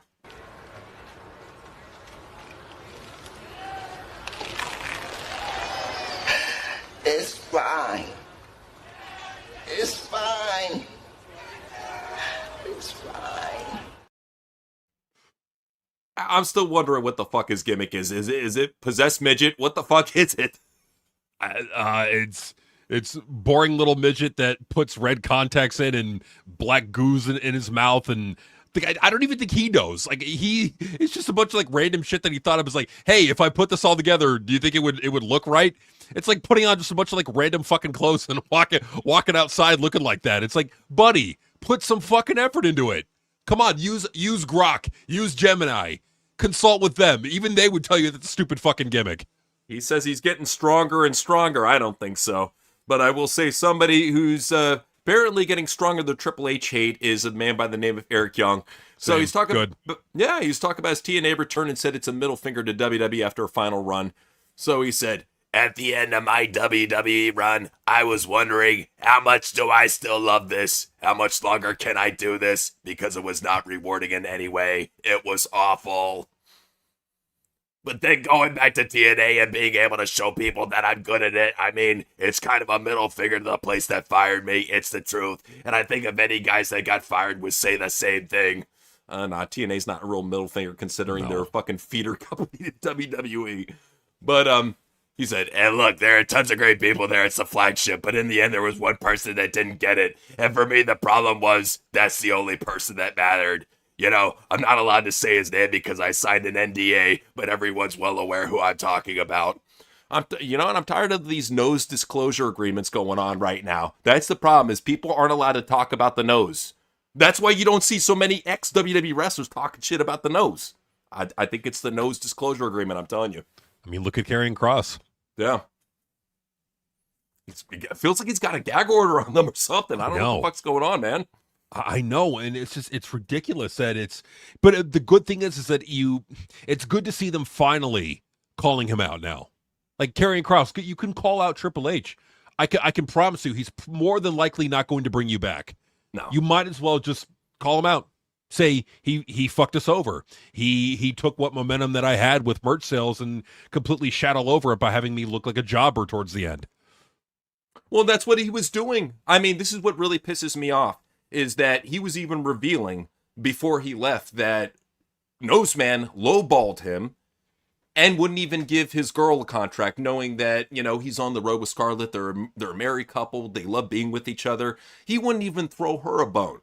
So here on last week on the news, we were covering what Kross was doing, and he was doing nothing to name Triple H. He was talking about 4 or 5 years ago when he had to deal with Vince McMahon and his call up from NXT. Why are you reminiscing in the past when Triple H was the last person to handle your contract? Funny how he doesn't mention that at all. He doesn't mention that towards the end, the last person that really fucked him over was Triple H. Kross thinks that he's going to get brought back. I don't think he is. I really don't. No, I'm sorry, man. He's a great talent, but he's not getting brought back. No.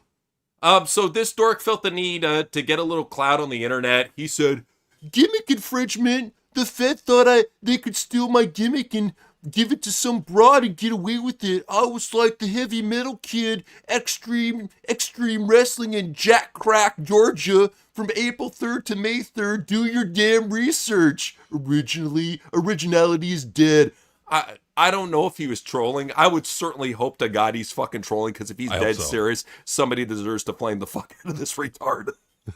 Make fun of this guy. Come on. Dude, come on. Do you know what if he's being serious, I'm like, dude, hey, you know what? Why don't you steal her gimmick? Why don't you just cut your dick off and be like a fucking Lizzie Rain impersonator? There you go. There's a gimmick idea. I would say to him, dude, how many people have had a fucking metalhead gimmick in pro wrestling? I would flat out call them both Van Hammer ripoffs. Exactly. He's the king of that shit. Come on, man. Or even fucking Mountain Man, Madman Rock, whatever the fuck his name was. Mountain Man Rock, I think. There you go. Yeah. Even him. Yeah, no, for sure. So another transgender by the name of Kid Bandit said, should have been Mil Muertes or Brian Cage, cause Bane is a luchador. That's the problem, though, is that Bane needs to be a tall guy like he is in the comics. And I hate to say it, but Mil Muertes and Brian Cage they're not big. I'm sorry, that's how it is. They're huge, but they're not tall. Unless you're gonna make it a comedy, then yeah, go ahead. Right. Like a midget Bane, a midget Joker. Right. I mean, good for the guy for getting that Shao Kahn spot in Mortal Kombat 2, but that's why they're casting him as Bane, because he's got the height for it. But Jey Uso, he's said some very stupid shit recently, and this is what he had to say. He said, "I'm really the best in the game right now, at the highest level, close 2 decades. But y'all know Abraham Lincoln freed the slaves, though?" The brain damage, it's been tremendous. We need to do like a documentary on the brain damage of Jey Uso and how just as the years go on, we're seeing full-on alcohol-induced psychosis from this man. It's crazy. It's just like they're like what two brain cells are left in his head are like starving for oxygen. They're dying right in front of us, and you're seeing the result be Jey Uso posting these stupid ass fucking comments on Instagram. Like, where's the like? I'm really the best in the game at the highest level, close to 2 decades. But y'all know Abraham Lincoln freed the slaves, though, huh? I guess he's trying to show how smart he is, but how does that have anything to do? You're not a slave, man. You're one of the highest paid WWE athletes. I mean, like, is he trying to say like it's so obvious? Like, no, it's not obvious. You're not at a high level. You get fucking gassed in like 2 minutes in a match. You're a fat drunk. You suck. I'm sorry, dude. I mean, he's popular. He gets pops from the audience. He sells a little bit of merch, but I don't know if I could consider him the highest level when fucking CM Punk has a better gas tank than him. Let's be honest. It's true. CM Punk at 47, got a bigger gas tank, can go longer in the ring. Like CM Punk right now is more athletic than Jey Uso. That's how sad it is. That's how sad Jey Uso is. For real, man. Gunther, he was talking about his body transformation, and he says that he did it so that he didn't think that WWE's mainstream audience would understand his previous physique.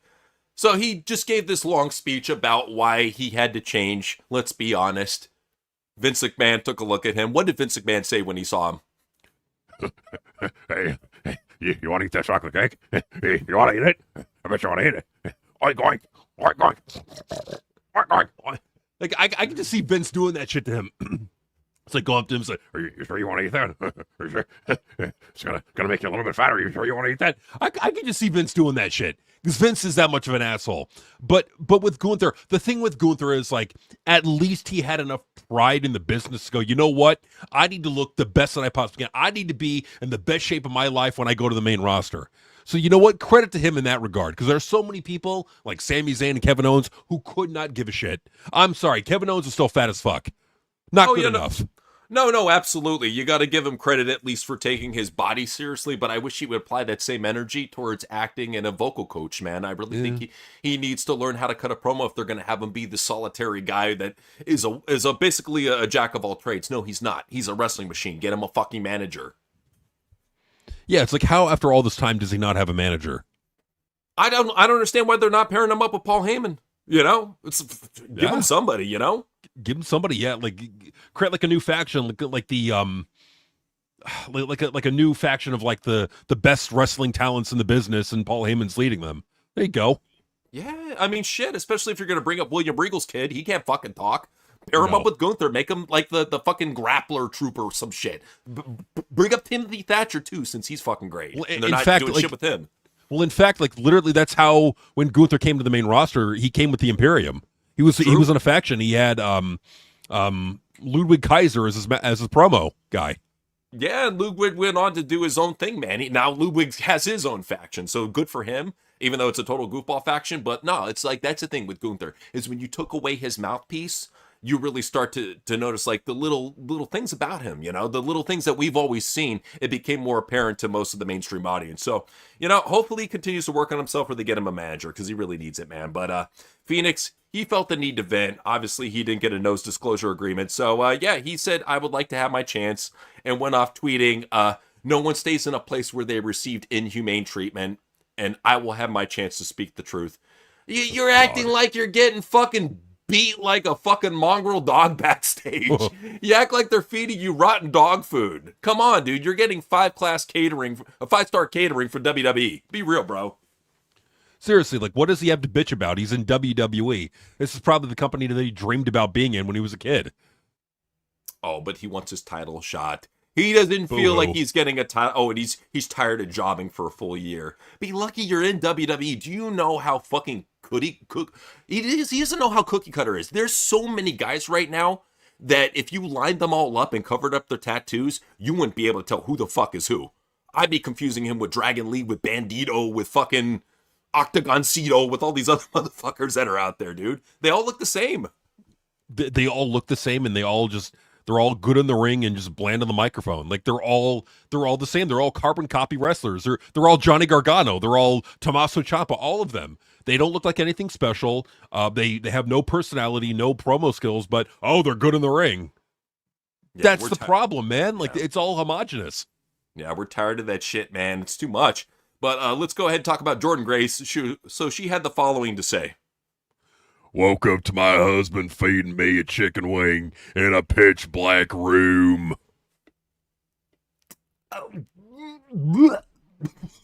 Like, why do we need to know that he was engaging in some sort of weird midnight fetish with you, feeding you chicken in the middle of the night? I hope he gets her back to fat Jordan Grace. Bring back fat Jordan Grace. Fat Jordan Grace. There you go. And maybe that's his way of doing it. He's like, because like if she's awake, she's not going to eat it. But if she's asleep, who knows? Maybe maybe he's shoving cake down her gullet, chicken wings, fucking barbecue food, Mexican food, like all that stuff. Maybe subconscious feeding. Subconscious feeding. Sleep feeding. Maybe he's trying to make her fat, and this is the only way that he can. And she caught him in the act. Well, because that's the thing, is he's tired of that fucking sculpted Clydesdale ass. He's tired of hitting that from behind. He wants a little bit of meat on her fucking butt. Like at the very least, she used to have like a big fat, flat pancake ass, you know? There was some cushion for the pushing. He has no cushion now. It's literally like fucking a horse. So he's like, man, I need to feed this bitch. So yeah, he's probably feeding her barbecue food, cake, fucking deep fried donut burgers, whatever the fuck he can while she's sleeping, because that's the only time she's going to eat it. It's like, give that bitch, eat it, come on, please eat it, I'm tired of fucking the dude, please eat it. I'm tired of fucking Kenny Omega, this shit is gross. Poor guy. She's like, oh, hey Dave, oh you're not Dave, oh hey buddy. He turns to the camera, he's like, ah. Dave Buster was like, there you are, Teddy. I've been looking all over the place for you. Man, what the hell is going on here? Poor Jonathan Gresham. Oh, that man is tormented. But you know what? I think Sami Zayn, we're tormented by his constant push. So Cultaholic was saying that Sami Zayn reportedly argued for his character to become more layered and gray in his ongoing storyline with Trick Williams. Oh, God. Go for it. Well, you know, he didn't really want to turn me heel. He told them, WWE creative, I don't know. I don't think I'm a bad guy. I think that my relationship with the fans is evolving. I think I'm trying to play this one a little bit differently. That's why the fans boo me at every show that I'm at. They boo me out of the building. You know, they love me so much they boo me out of the building. You know. This poor guy. That's why I think he took the gingerbread man costume. I think more than anything, Sammy, I think he's tired of playing a serious character and he wants to go back to playing a goofball. Because notice, every time we've seen Sammy play a goofball in his career, he's having the most fun. Doesn't matter if it's El Generico, doesn't matter if it's Dancing Sammy, it doesn't matter if it's the blackest man in Nebraska. When he's a goofball, Sammy is at his best. Well, we've given him multiple.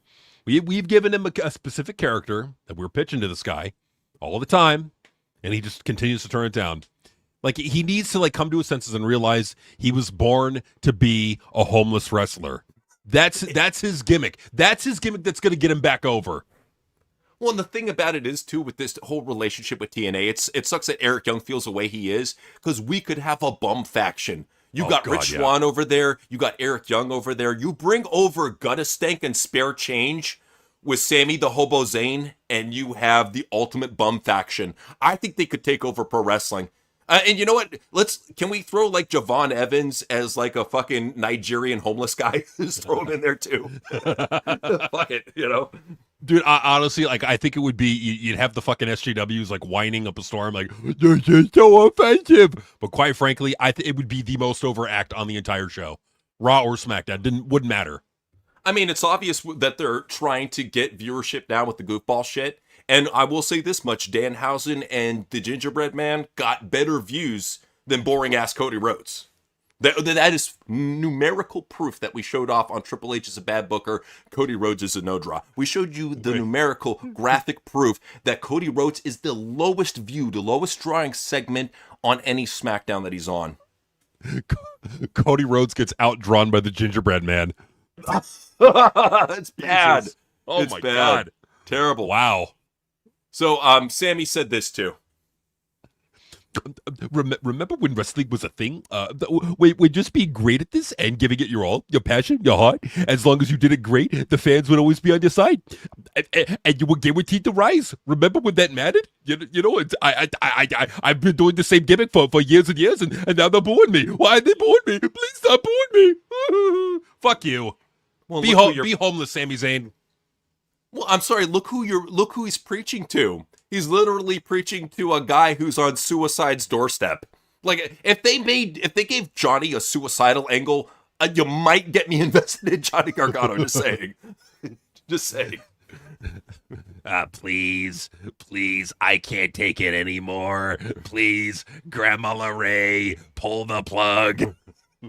What? Pull the plug? What's that? I said pull the plug. What's that? What's the TV show, dog? Oh, God. I think that would drive him to it. Fuck. So Scott Steiner had some marky shit to say. We love it. Ooh, we love it when wrestlers have this type of ego. So here's what he had to say. Go for it. All right, hold up. Okay. Turn the AC off. All right, give me a sec. All these wrestling experts running their mouths online, but they ain't never taken one step in a ring. You never took a suplex, never took a clothesline, never heard a crowd go crazy for you. The only thing you've ever bumped is your keyboard, fat asses. Hey, fuck you, you fucking wrinkly, tattooed, Kenny Rogers looking motherfucker. Let me put it like this. Me and my brothers were taking bumps when you fucking had a mullet and were wearing your fucking 80s throw up fucking spandex, okay? Right. We were fucking bashing clipboards over each other's heads, light bulbs, chairs, Damn right. putting each other through fucking doors. We were doing hardcore matches back this. You can't say that we've never taken a fucking bump. And we did that shit too with Backyard as well. We've had a pop as well. You ain't nothing fucking special. It's not the amount of people that you do it in front of. It's the fact you fucking do it. So I don't want to hear this shit from Big Papa Pump, this fucking WWE dick sucker. What you call that, Triple H, like you used to back in the day? Oh, no, you won't, because you want to get a Legends deal. Good job, buddy. He's a sellout. Yep. You hate to see it, too. You hate to see people like Scott Steiner just selling out to the nose. He sold out to nose, man. See, with MVP, he's calling him MVP, like you got it half right. You got to add the man onto that. Because, bro, I mean, come on. Like, how obvious does it need to fucking be that you've heard our stuff? You've watched our show. I just look at it like MVP's cool, dude. He's showing respect and adding his own twist on it. I'm cool with that, you know? Absolutely. Sean Spears had the following to say. So Hollywood Gump said, poor Sean Spears, from AEW to NXT to WWE main event. And he said, right to the bank. This is the type of guy that is so lucky to have a job. And this is what he's basically saying. He's like, dude, I am blessed to be a main event jobber to Otis. Talk about reaching for the stars. You can see why his wife is, doing what she's got to do on the side. Just saying. Just saying. The higher ups of WWE, they did one good thing. They looked at a bunch of wrestlers and said, okay, you're going to the main roster. You're going to the main roster. You're going to the main roster. They pointed him and said, you're not. This is what I love. This guy is so lucky that he has a job. In a lot of ways, he reminds me of Dominic Dijakovic when he was sticking around WWE for the longest time and they wouldn't fire him. That's what he is right now. He's just that guy in a job for a year and then they'll probably fire him next round. So, enjoy your job while you got it, Sean. You're right to the bank. What do you think he's getting? Fucking I think probably $80K a year, not even 100. I doubt he's even getting that. I think he's maybe getting like $8K a year. Probably. Having to sell his internal organs to fucking pay rent. Who knows? He ran out of blood and semen. Now he's having to go to organs. That's how it is. It's like, I gotta sell my liver to pay the rent. Oh, fuck. Hope for the best on that one, Mr. Spears. But Shiloh was saying this about the fans. He said, okay, so I made a bot that scans X and blocks people who speak negatively about me or my coworkers. It's on a strike system and you can get strikes removed. So if you ever randomly get blocked by me, just post like 3 positive things about WWE or raccoons and it should go away. Oh, God. Shiloh is fucking funny, dude. Like, oh, my God. We're always behind Shiloh Hill because yeah. He's unique. Like, you look at NXT, the dudes that they have, and they're all just these cookie cutter, creator wrestler, fucking just fake ass motherfuckers. And then you got Shiloh Hill. a lot of ways he reminds me of like Uncle Howdy, but like a big fucking like greasy backwoods version, you know? He reminds me of like Bray and fucking Bo mixed together. I don't know. Not to sound mean, but he does seem like a retarded Bray Wyatt. I'm just gonna be honest. Hey, that's a compliment, man. But I love it. I'm a fan of his. Yeah, you're a fan of his too, right? Yeah, absolutely. Well, that's a compliment too, because I look at it this way: if he breaks in with this fucking dark web gimmick and really gets it going, the only person that came close to that was Solomon Crow back in the day in NXT, and they never pulled the trigger on that. You know, if they could do it for Shiloh, you got our support straight up. That's a good point. Well, and that's the thing, man. It's like with him, he's got that X factor. It's like him. Like I love the segments that happened with like him and Tatum Paxley, because like those are two people side by side that have that X factor charisma. They can just draw you in whenever they're doing like a promo or an acting segment or whatever. Like they could just draw you in. He's got that ability. So yeah, like, and the thing too is like I wanted Bray Wyatt to go in that more conspiratorial route. Because, like, he knows a lot about conspiracy theories. He can make it interesting and compelling. Well, Shiloh Hill could be, like, I would add that as, like, another element to Shiloh Hill of, like, the conspiracy theories also. Why the fuck isn't there a wrestler with a conspiracy theorist gimmick? I think, well, because back in the day, what was it? Bray used to talk about conspiracies, but so did Bo. Bo, off the record, used to talk about a lot of conspiracies. I think it's mainly just because WWE doesn't want to get any bullshit with their sponsors. So they're afraid to pull the trigger on any sort of conspiracy angle, even though like nowadays they're talking about UFO disclosure. You've all seen the CIA videos out there. It's becoming more prevalent nowadays, but you got to understand when a lot of these gimmicks were coming up, like in 2020, 2021, it was still very taboo. That's a good point. Modern day, it might work with the right person. Shiloh, I think, might be the guy for the role. I love the shit he was doing with Tatum in the back room. So we'll see what happens, man. Absolutely. Yeah. But we're fans. Hey, I really hope they don't fuck it up with Shiloh Hill, because you get like right with Shiloh Hill and Tatum Paxley, in addition to JCJ and Field, like there's and Lola Vice, like there's like actual star potential, man. You can make these people into stars. You just got to commit to them and like really get behind them with creative. Oh, absolutely. No, I agree. Swerve, though, he had a little bit of shit to talk about creative, and then he deleted it. So Swerve Strickland deletes tweet questioning why he isn't on AEW TV. So both him and Ricochet deleted their tweets, but we got them here for you. So Swerve said, time to start asking questions why Swerve ain't on TV. And Kingpin Ricochet said, because you're not in demand. Hashtag, aha! He's such a dickhead. You know, it's growing on me. It's growing on me, man. Because like at first I didn't like it, but he's really like, that's the thing with Ricochet. It's a credit to that guy. He's trying. He's trying. He's committing to the gimmick. There's so many people in WWE. They just don't try. They don't care. No, and that's the thing too, is at least he's trying to like reinvent himself, you know, coming over to AEW. So I'll give him respect for that. But you could totally tell this was a situation where Daniel Bryan or whoever's in charge of their social media department is like, yeah, you both need to pull that fucking tweet right now. Because people are asking questions. It's just like Daniel Bryan walks up and is like, all right, I know you thought you were funny, but you really offended him. You hurt Tony Khan's feelings. You hurt Swerve's feelings. You got to take it down. I'm really sorry. Well, and I look at it like this, because keep in mind, 2 news ago, we were showing you that Swerve Strickland was talking about his relationship with Tony. And he was saying, you know, how he would like to be on TV more. And, you know, he was even expressing disinterest in an interview not too long ago that he wanted to be back on TV. How I look at it is like this. It's like, Swerve, you are one of the highest paid guys in AEW. If you're being put off TV for some sort of disciplinary action, which is probably what's going on and nobody's talking about it because they're very low-key about this in AEW or WWE now. Notice that they're not talking about CM Punk's suspension if he does indeed have one. They're very low-key about any sort of punishments being handed down to wrestlers. Same thing with AEW. I feel that's what's going on. I think Swerve, last time I remember seeing him was doing that stupid chain angle with Brody King where he broke the chain. After that, I haven't seen him on TV. I don't know what the fuck he did backstage. I don't know what the fuck happened, but they're very tight-lipped about it. That's a good point, because like right around that time, he was just taken off TV, and you didn't hear a peep from him. Yeah, I mean, maybe he's returning this upcoming Wednesday. We'll see because of the fan backlash. Could be. Tony's that type of guy where he will bend over for the fans if they backlash him enough. So we'll see. Swerve's a big name. I don't know what's going on. Ricochet barely fucking got punished for what he said. He was off for, 2 weeks and back on TV. Well, and I mean, because at least with Ricochet, it's an ongoing gimmick. He's in a feud. Isn't he in a feud with Chris Jericho? I don't know, man. I couldn't really tell from that Dynamite. A lot of it's a blur, man. I hate to say that Dynamite was a blur. Yeah. Well, because there was like nothing happening other than matches, Like that's the problem. It's like it can't be that hard to have one storyline building throughout the show. That's really all I'm asking for. I'm not asking to have like 5 storylines on a 2-hour show. Just give me one building throughout the night.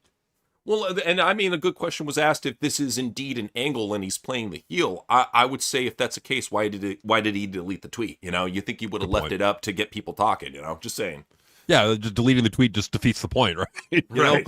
Right. So so that's what's going on there. Let's talk about some Dave. I forgot the background, but fuck it. Let's go ahead and talk about Dave. So he was Verb Abrams said, who is the most powerful woman in wrestling at this exact moment? And he said, the fact there is no obvious answer speaks volumes. Rhea Ripley and the ones who took down Vince McMahon come to mind. Oh, God. Who the fuck took down Vince McMahon? Who do you think he meant by that? Is the motherfucker really making the accusation right now with no evidence that Vince McMahon sexually harassed the women who are on the roster now? Come on. Or do you think he's referring to Stephanie? That's what I couldn't gather what direction he was going in, but what do you think about it? That's a good point, man, because who is he talking about? This is the fact that no one is Rhea Ripley and the ones who took down Vince come to maybe he's thinking about the referee bitch and the Janelle Grant, that other bitch. Maybe he's talking about them. But I mean, what did Vince do so wrong to wrestling other than making it a household product? I don't know. Here's the thing: he's always going to have a bias against Vince McMahon, and this has been since the steroid trial. He's fucking hated his ass. It's been like over 2 decades. It's been a while now since he's hated Vince. So, and I don't think it's ever going to change. He'll be like that even when he dies. So. Dave was talking about the loaded competition. So he said, Dynamite on Wednesday did $585K and .10 for the loaded show against strong playoff competition. Haven't seen the chart yet.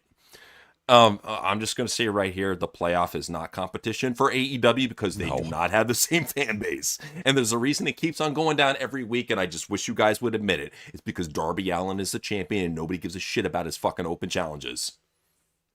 There's no story. Nope. What is the fighting champion is the story? That's boring. There's nothing happening. At all. And the new angle they're going with in that storyline is Darby Allin's body is giving out. Oh, poor baby. That makes him look like a weak champion. Then it makes him look like he's not a fighting. If CM Punk is putting on more televised shows than he is, just saying, Then you know what you do if his body's breaking out and take the title off him? Because if his body's breaking out and he can't defend the title, take the title off him, put it up for grabs. Bobby Lashley versus MJF. Oh, Tony be like, fuck yeah, another tournament, another fucking tournament, hell yeah. If that's the outcome, I'm cool with it. No, for sure. If you have Bobby Lashley versus MJF, fuck yeah, dude. I'm down for that. That's money. That's fucking money right there. No one else will probably be like MJF and Kenny Omega or MJF and Will Ospreay. Sad to say. But so yeah, Dave right here was saying Bob McGee said number 7 for the night per Programming Insider. Dave said behind Fox News, NBA, and NHL for 4th. Yeah. Oh my god. So okay, AEW is not a fucking sport. Never will be. It's not, but I got to point something out right here. Just as we're looking at this right now, what is Dave doing for AEW right now? After the past few tweets that we've shown you, what is he doing? Damage control. Damage control. He's defending AEW. Yep.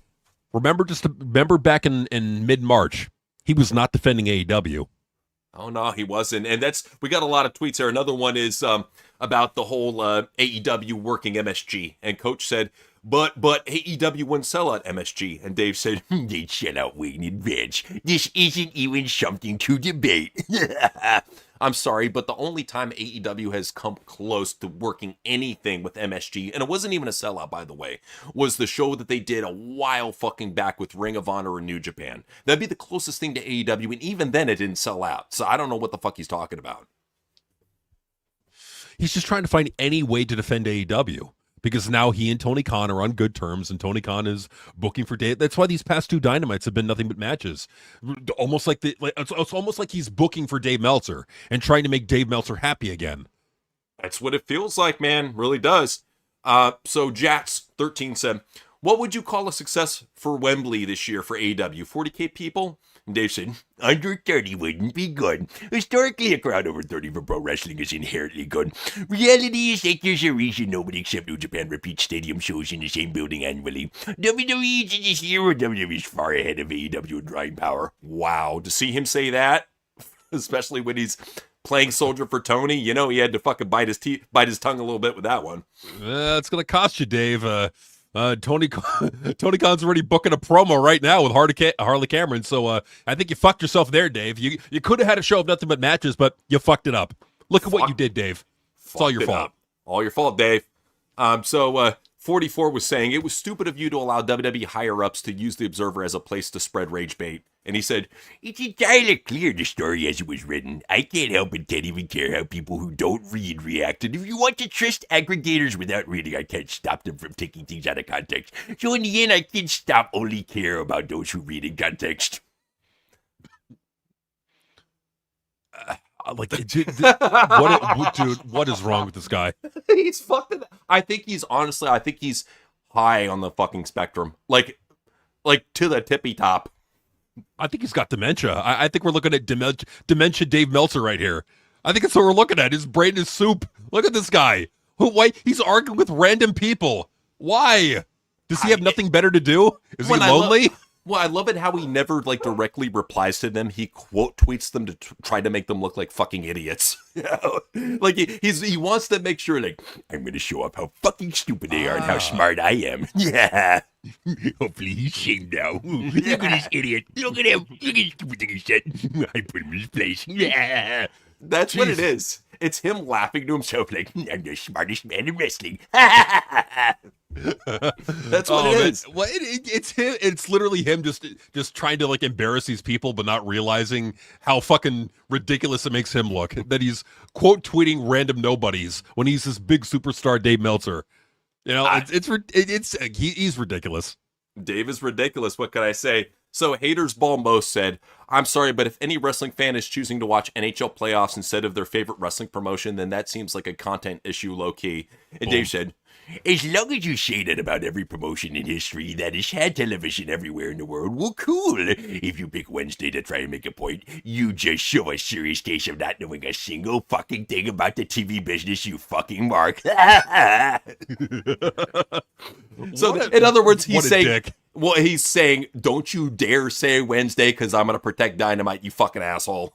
You could say Monday, Tuesday, Thursday, Friday, Saturday. Well, actually, not Saturday. No, you can't do that one. Well, but Sunday, but how fucking dare you bring up Wednesday? Dave, if the product was so fucking Tony Khan, and that's even more of a reason why Tony Khan should be investing more effort into the creative. Because if you have competition, you don't just fold. You amp it up. You put more effort into the shows. If he's pulling the effort out of the shows because of competition, what does that say about AEW? And what does it say about Tony Khan's pride in his company? Well, especially when Tony was saying on the Vince stream that he's not trying to compete with WWE. He's just trying to do his own thing. I think that tells you right there that he's fine in complacency. It's just how a lot of these promoters are. They're fine being complacent and just doing their own fucking thing. If they get viewers, cool. If not, cool. That's cool. And Tony, he doesn't have the pressure. He's a lot like WWE in that he doesn't have the pressure. He said before, I got so much fucking money, I can keep this going as long as I want. Straight up, word, pretty much verbatim. That's what he said. He's right. He's right. He's got the money to just keep AEW going until he wants to just end it or sell it off. That's the thing is AEW will always be around. I genuinely believe that. So there's no pressure for him to up the ante. And what that does is that creates opportunities for TNA. It creates opportunities for MLW. Or JCW or really any other company to up the ante and steal that potential fan base. It can be done. It's going to take money. It's going to take a lot of effort and creative and advertising and building it up. And it's going to take time, of course. But it can be done. It's not impossible. It's improbable, but it's not impossible. I give it a chance, man. But Brian, he's really trying to give Darby a chance, and he was just ranting and raving about how awesome Darby Allin's world title run has been. Let's get to the good stuff. The main event was Darby Allin Takeshita. This match was freaking incredible. Although there was, the usual insane Darby stuff. But hey, he's going to go till the wheels fall off. So they had a German suplex off the top, popping up into a bridge. We had a blue thunder bomb off the apron to the floor. These guys are just like going wild. And finally, Darby tries a scorpion. Takeshita gets the ropes. Darby immediately hits 2 coffin drops, pins him. This match was incredible. And this Darby reign is going to be talked about for generations. I mean, it is awesome. I actually don't want him to win at this point at Double or Nothing. I want this to be exactly what he said it's going to be, which is a freaking shooting star.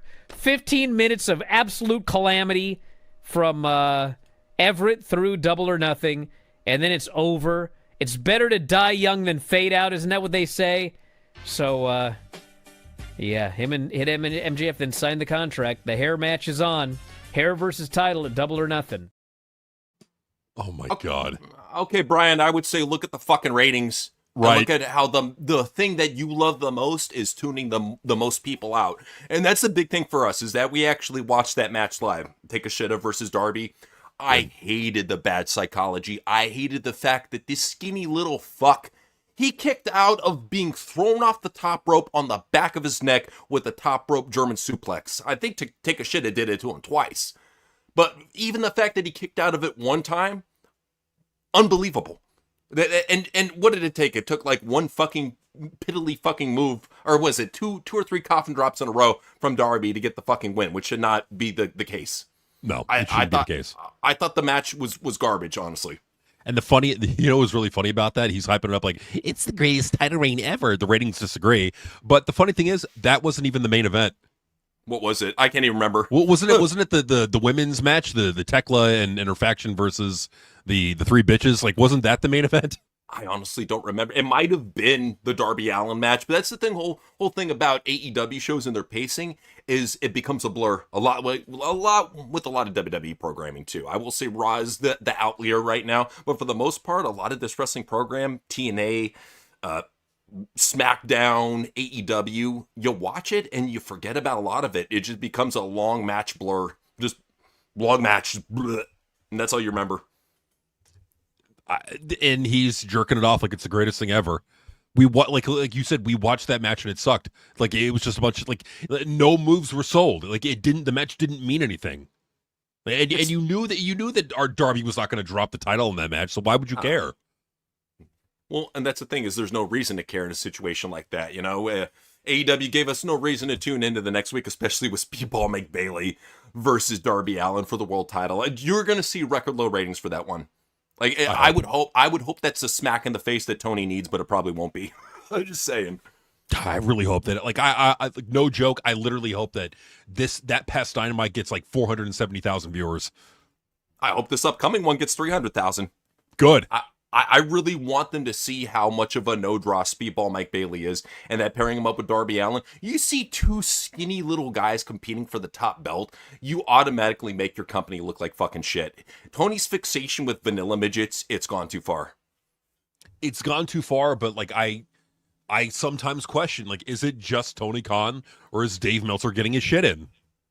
It's a good question, man, and we were talking about this. We had to do a video about this. It's going to be on Patreon real soon. We were talking about how markability in wrestling matters.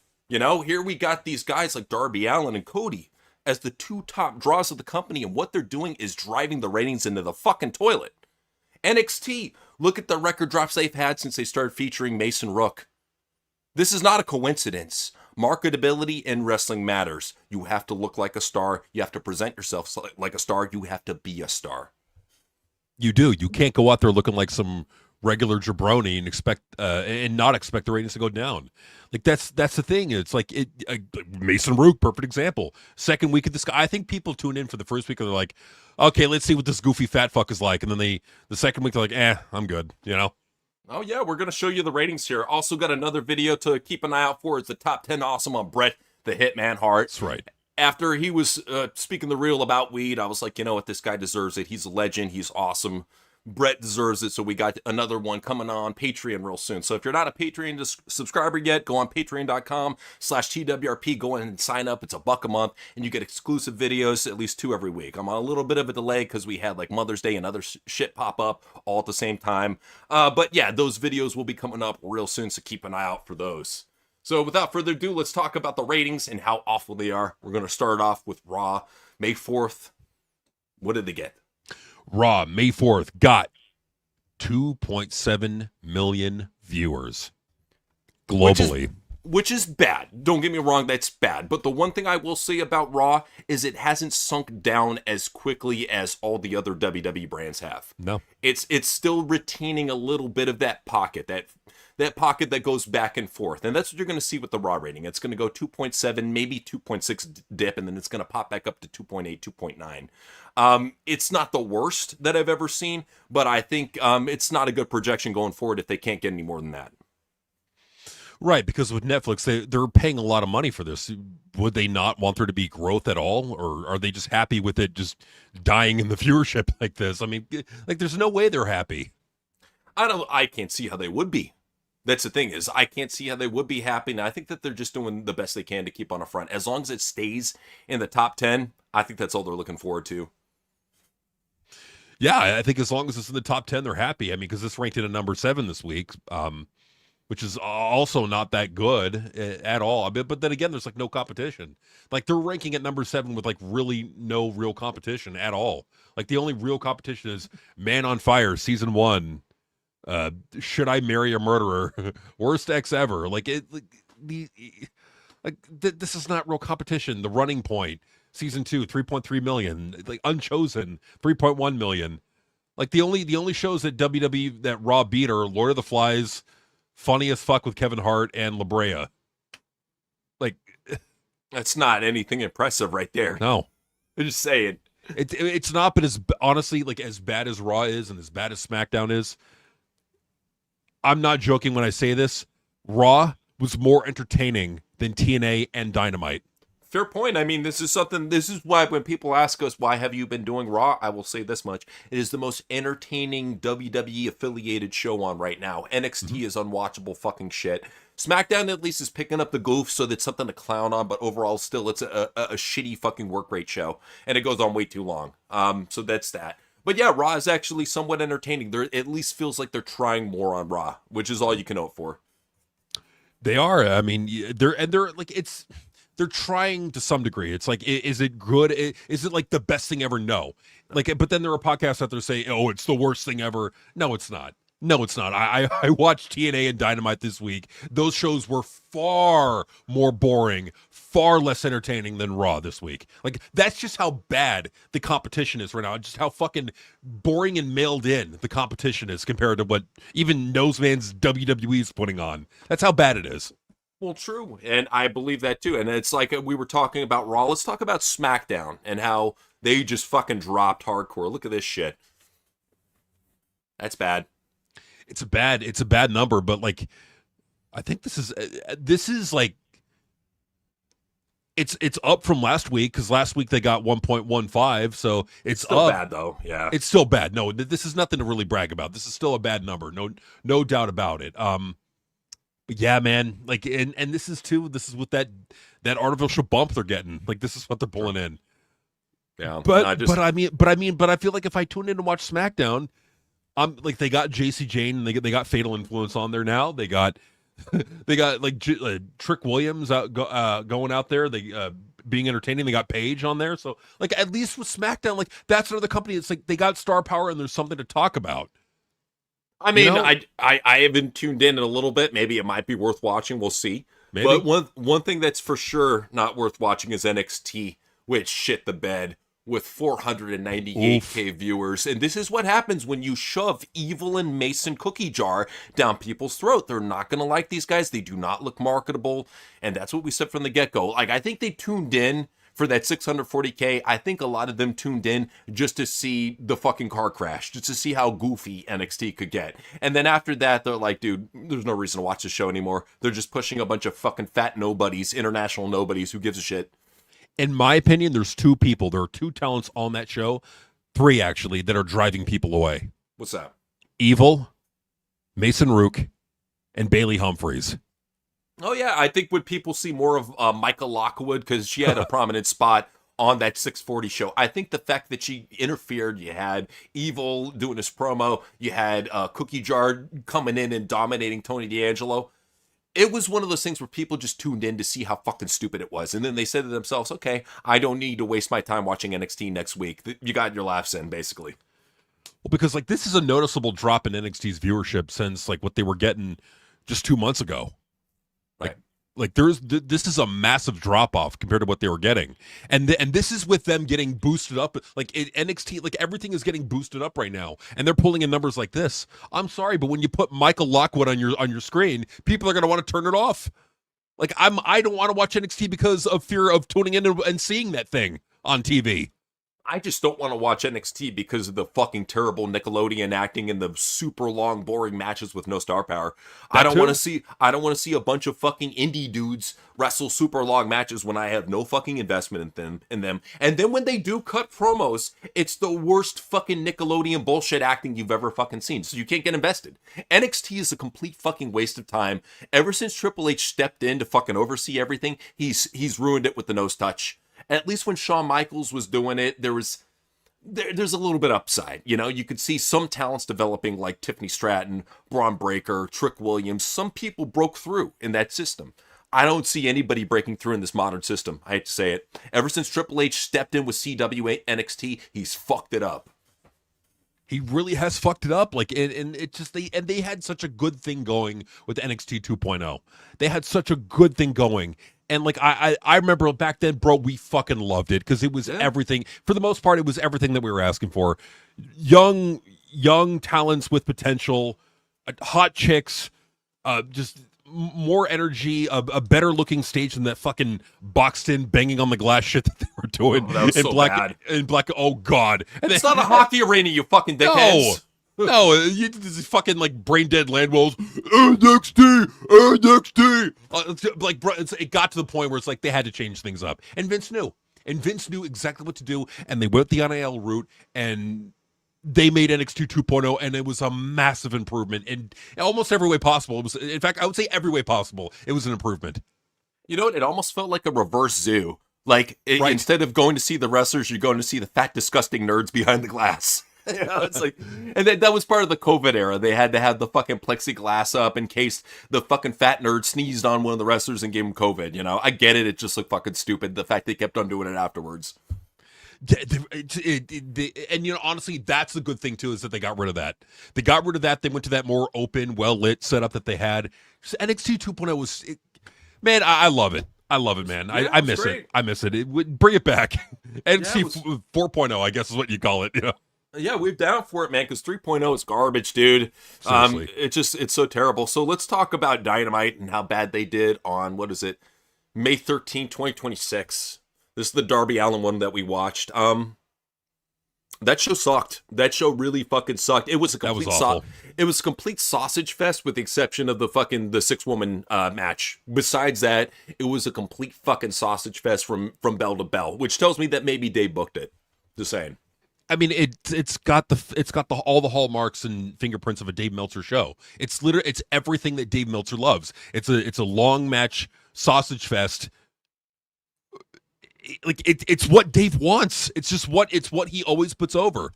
Like that was the show for Dave Meltzer, and it's dying in the ratings. And Dave could have any excuse. Oh, you have a competition. Dave, take your competition and shove it up your ass. Okay, nobody with the brain is buying that shit. If AEW was trying to cater to a larger audience, this ratings thing wouldn't be as big of an issue.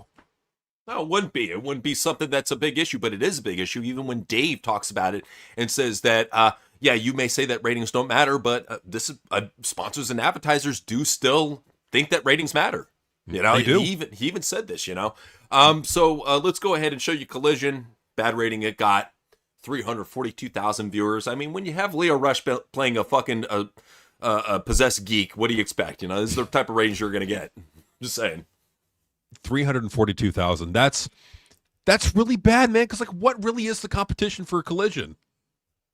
It feels like ever since they've gone this Dave Meltzer route of giving the fans what they think Dave Meltzer wants, you've had this complete down tune in Collision and Dynamite. And it's funny too, because you look at the time periods when AEW is actually getting decent ratings, in the spring for Dynamite, for Collision back in March. You're like, okay, they're actually doing decent here for the first time since 2024, getting decent ratings on both shows. But then what happened also around that time? Dave and Tony had that fallout. Because it all coincided, Because Tony Khan went on Vince Russo's podcast, and right after that, Dave had a fallout with it. You're right. Dave and Tony had a little bit of a fallout, and Dave was putting him on blast, and literally went to a WWE show and sat like almost at the near the front row. We have never seen that ever. No. Ever. When have you seen that? When was Never. the last time you've seen Dave at a WWE show? I'm even thinking like back in the day during the golden era when he had the mullet. Dude, you have never seen, or at least I have never seen, Dave Meltzer at a WWE event, not even a house show. The fact that you would have heard about it. Well, and he went on SmackDown in the front row because he wanted to be seen. He Right. wanted that shit to end up on the fucking internet. Yeah, it was Dave's way of getting a message across to Tony Khan, because he knew that people were going to record it and put it on social media, which is why Dave didn't say anything. Because I'm pretty sure he was well aware he was getting recorded. He didn't want to say anything. It was Dave sending a message to Tony Khan. Listen, motherfucker, if you want to still be my friend, don't be hanging out with Vince Russo and don't be putting on that casual fan friendly show. That's what it at least feels like, man. It really feels like that. And here's the thing too, you're noticing all these shows in Florida. It's a wrestling hotbed, and even it is losing out on its fanfare, on people viewing it. I think even Floridans are giving up on fucking wrestling. I hate to say it. 1,500. Good. That's, geez, Tony. Ugh. That's rough, man. Very rough. That's really rough. Dude, there's indie shows over in Florida that do bigger crowds than that. No joke. That's true. That is actually true. Yeah, so very, very tough there. Let's talk about TNA and how bad. Look at this. Look at this shit right here. This is what made us give up on TNA, was this episode right here. When we reviewed this shit and watched this shit, we're like, dude, they've gone full on Mark. They've almost gone the Dave Meltzer route of like, let's please the internet nerds because we don't want an entertaining show. And this is what happens every time they go this route. It doesn't matter what company it is, WWE, TNA, AEW, whenever they go this route, they lose viewers. And then what they do, they throw you a bone with a fucking casual friendly show and then go right back to the shit. Well, and I got to remind people too, it's like, as bad as this number is artificially boosted up from the dash panel. Because before the dash panel, this is giving them a 20% bump in viewership. Right. And this is what they're pulling in. Right. And I won't even cover the backlash number because it's so fucking low. It's not even worth covering because it isn't even compared to what fucking ESPN and WrestleMania did. So, and that was piddly as well. So, it was so low, it's not even worth covering. But, yeah, that's what's going on with TNA. I want to show you two more interesting ratings. I believe it's Brian Bajanero that brought these to my attention. But I want to show you the fact that video games are getting more playtime and more watch time than WWE now. So, recently, PlayStation started putting up a live count of how many people are playing on their most popular games. Call of Duty at number 2. Look at this, 4.95 million players this week. Damn. And then for GTA, look how fucking old this game is. 15 years old. 5.13 million players this week. Damn. Insane. That right there is drawing power. When you have something that fucking old and people are still playing in it and invested in it. Why? You look at these games. Look at Call of Duty. Look at even GTA. They're edgy. They're adult orientated. People want that shit. There's still a market for it, and it's a very powerful market. Well, and I think there's also a nostalgia thing too. It's like they want to kind of relive their childhood in a bit of a way. Okay, cool. Like that's cool, man. And it's getting players. It's getting 5 million people to play it. That's awesome. Yeah, I mean, right there, it shows you that people they want a good adult experience. I think that's what it all comes down to at the end of the day. And wrestling is starved for that. But unfortunately, all these promoters are a bunch of PG-safe bitches that just want to be boring and lame and book a bunch of fucking matches with no storylines. This is why the ratings are in the shithole. Just if they ever wonder why. Because it takes no effort. Like that's the thing is like, how hard is it? Like really, like right now